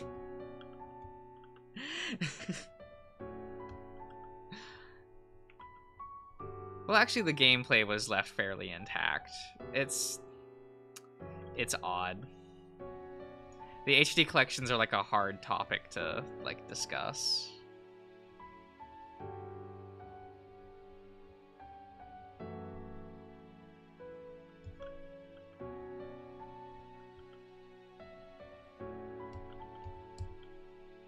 Like I played through them with a friend when they like first came out.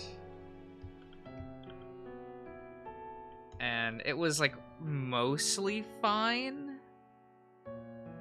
It's hard to imagine Silent Hill 2 without fog. So like there is fog in the Silent Hill 2 HD collection.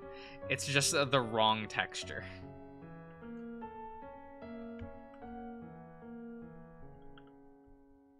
Which is like a problem with a lot of the Silent Hill HD collection, is it's just like it's HD upscales of beta textures, which is like unfortunate.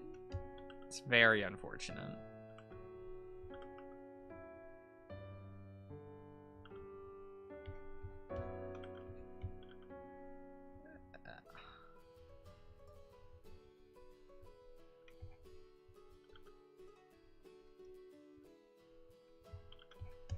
Like, I definitely would play Silent Hill 2 original over, like, the HD version. But it's also, like... You know, the HD collection is the only viable way for people to play those games at this point. So, you take what you can get, I guess.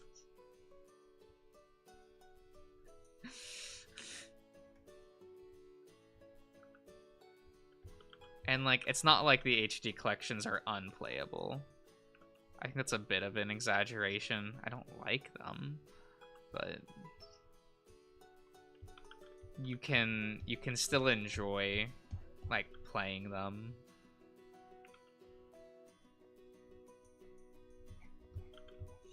Like, if that's the option you got, I'm not going to be like, you didn't play Silent Hill 3. Like, no, it's fine.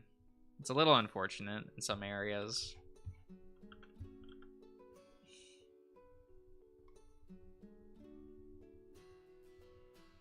I think the thing that takes me out of playing like the HD collections is actually that the audio doesn't match up for Silent Hill 3. I actually find that more damning than like the textures in 2. Because the audio is offset slightly in like the HD collection version for Silent Hill 3. And that like does affect the game considerably, because it's like, man, that's the audio cues are off, like, fuck.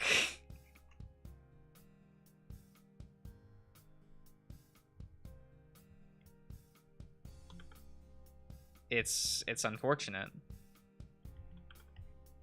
It's also really off in cutscenes, so you'll have the issue of like characters have stopped talking and the audio is still going.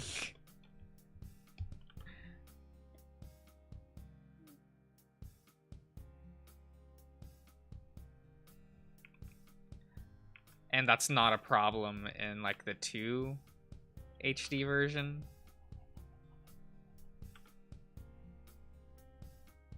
So I don't know what happened there.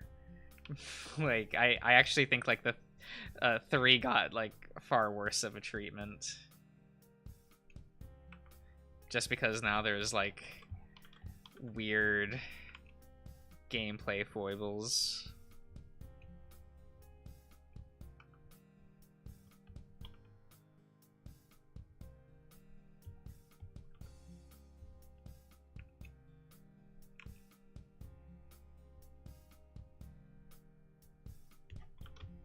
Though hilariously, Silent Hill 1, pretty easy to get. Or maybe it isn't anymore. But like it was easy to get and actually had a decent like up-res.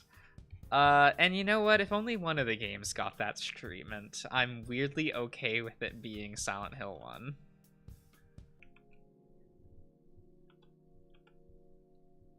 Since that one's my favorite.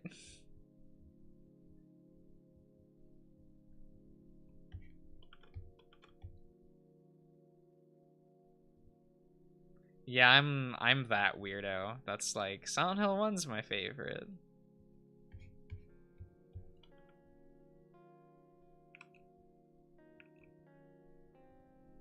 That's my favorite one to just run through, complete, like in a sitting or two. Has some of my favorite characters in the franchise. Kaufman did everything wrong, but that's also why we like him.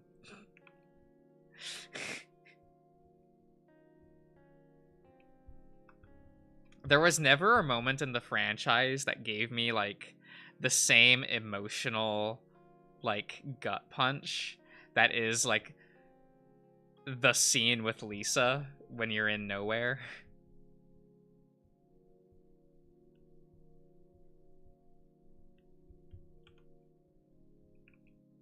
Like it's not as tragic as like Angela's final cutscene, but they're tragic for different reasons, right? Because the Lisa scene like fucked me up as like a young teen of like, wait.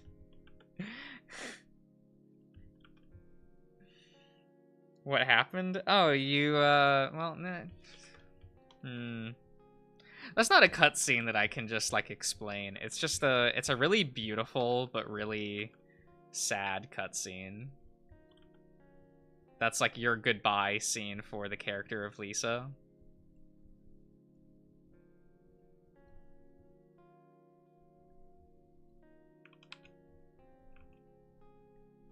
Cause like, yeah, Lisa wasn't the most like stable person that you met on like your Silent Hill adventure, but she was one of the characters that like was kind of a source of comfort until that starts to slowly unravel. But you know, that's what makes it sad. You want me to stream Silent Hill 1 again? I think I I think I've played that game like 3 different times. Like on the channels I've had like I mean I do really like that game. So maybe I can do it again. But I'd wait. I'd probably wait until like fall before I played it again.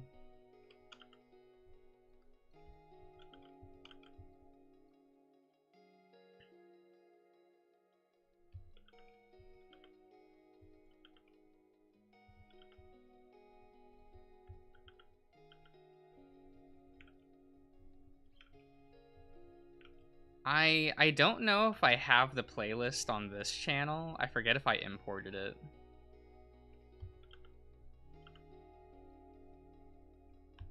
Let me double check that for you.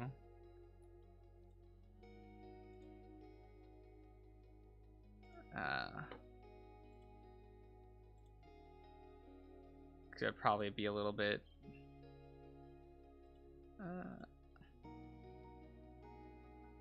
No, I have the Silent Hill 2 playlist on here, but not the Silent Hill 1. Okay.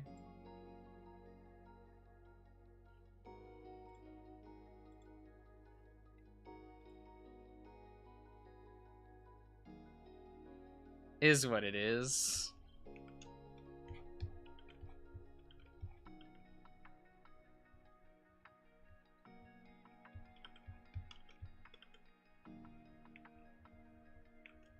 Yeah.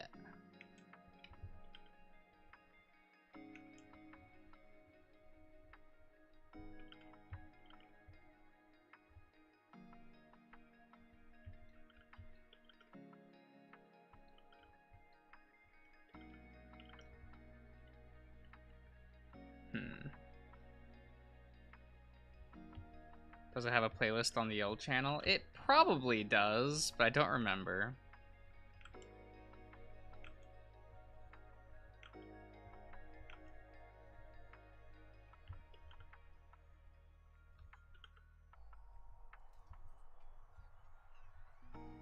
I don't know. I didn't do a very good job of like I don't know, maybe archiving the things for that. Well, one, like those when I stream Silent Hill 1, it regularly got very poor views. I mean, I understand, but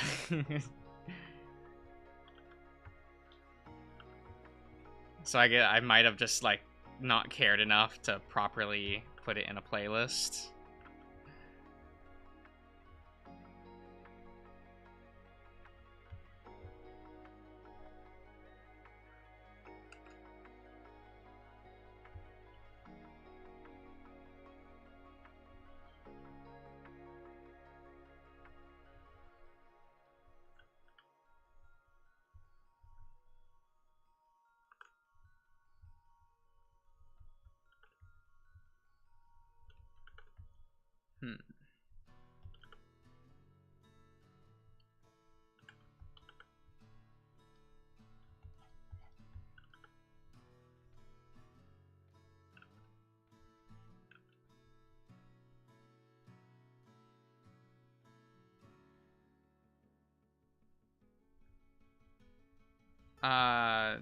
Sounds different. Is it the was it the recorded playthrough or was it the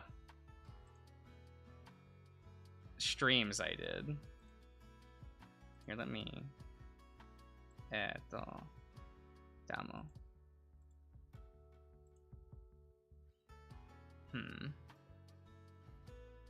Because I think on the attempts to, like the Mr. Josh attempts to play channel, I streamed it, like last year. Video, not stream. Okay, so there was a stream I did of it on not that old channel, but the Mr. Josh attempts to play. Like on that one. So there's streams there, and those ones, the streams are, were better.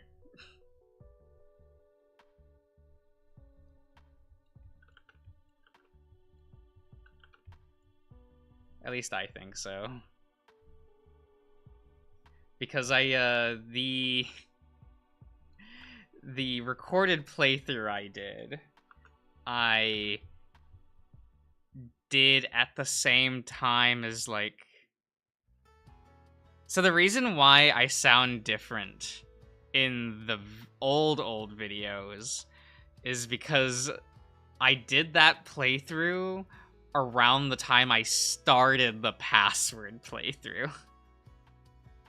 Like, that's how old that is. So I was still talking in a very monotone way, because I'm like, oh, that's I should do that for, like, the YouTube, right? Because for some reason in my head, I'm like, oh, I have to speak in a monotone way, so I'm clearer, more concise. So I don't... That's probably, like, unlistenable now.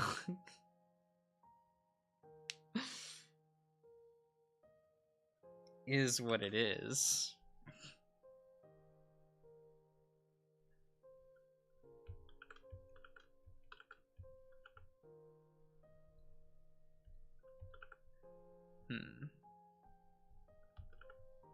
Yeah, I feel like... Ugh, that's not the right brass shoe. Or the right... Yeah, the right color.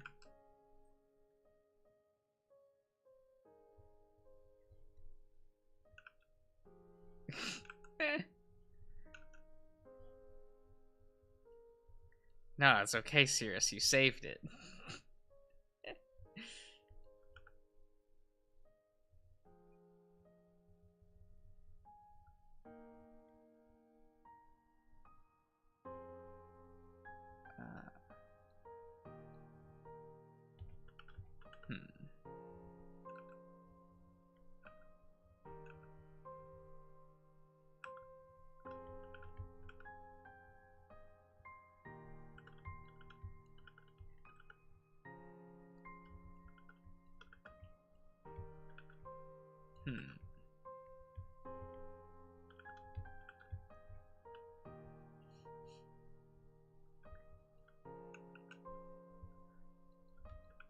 I think this is good enough for tonight.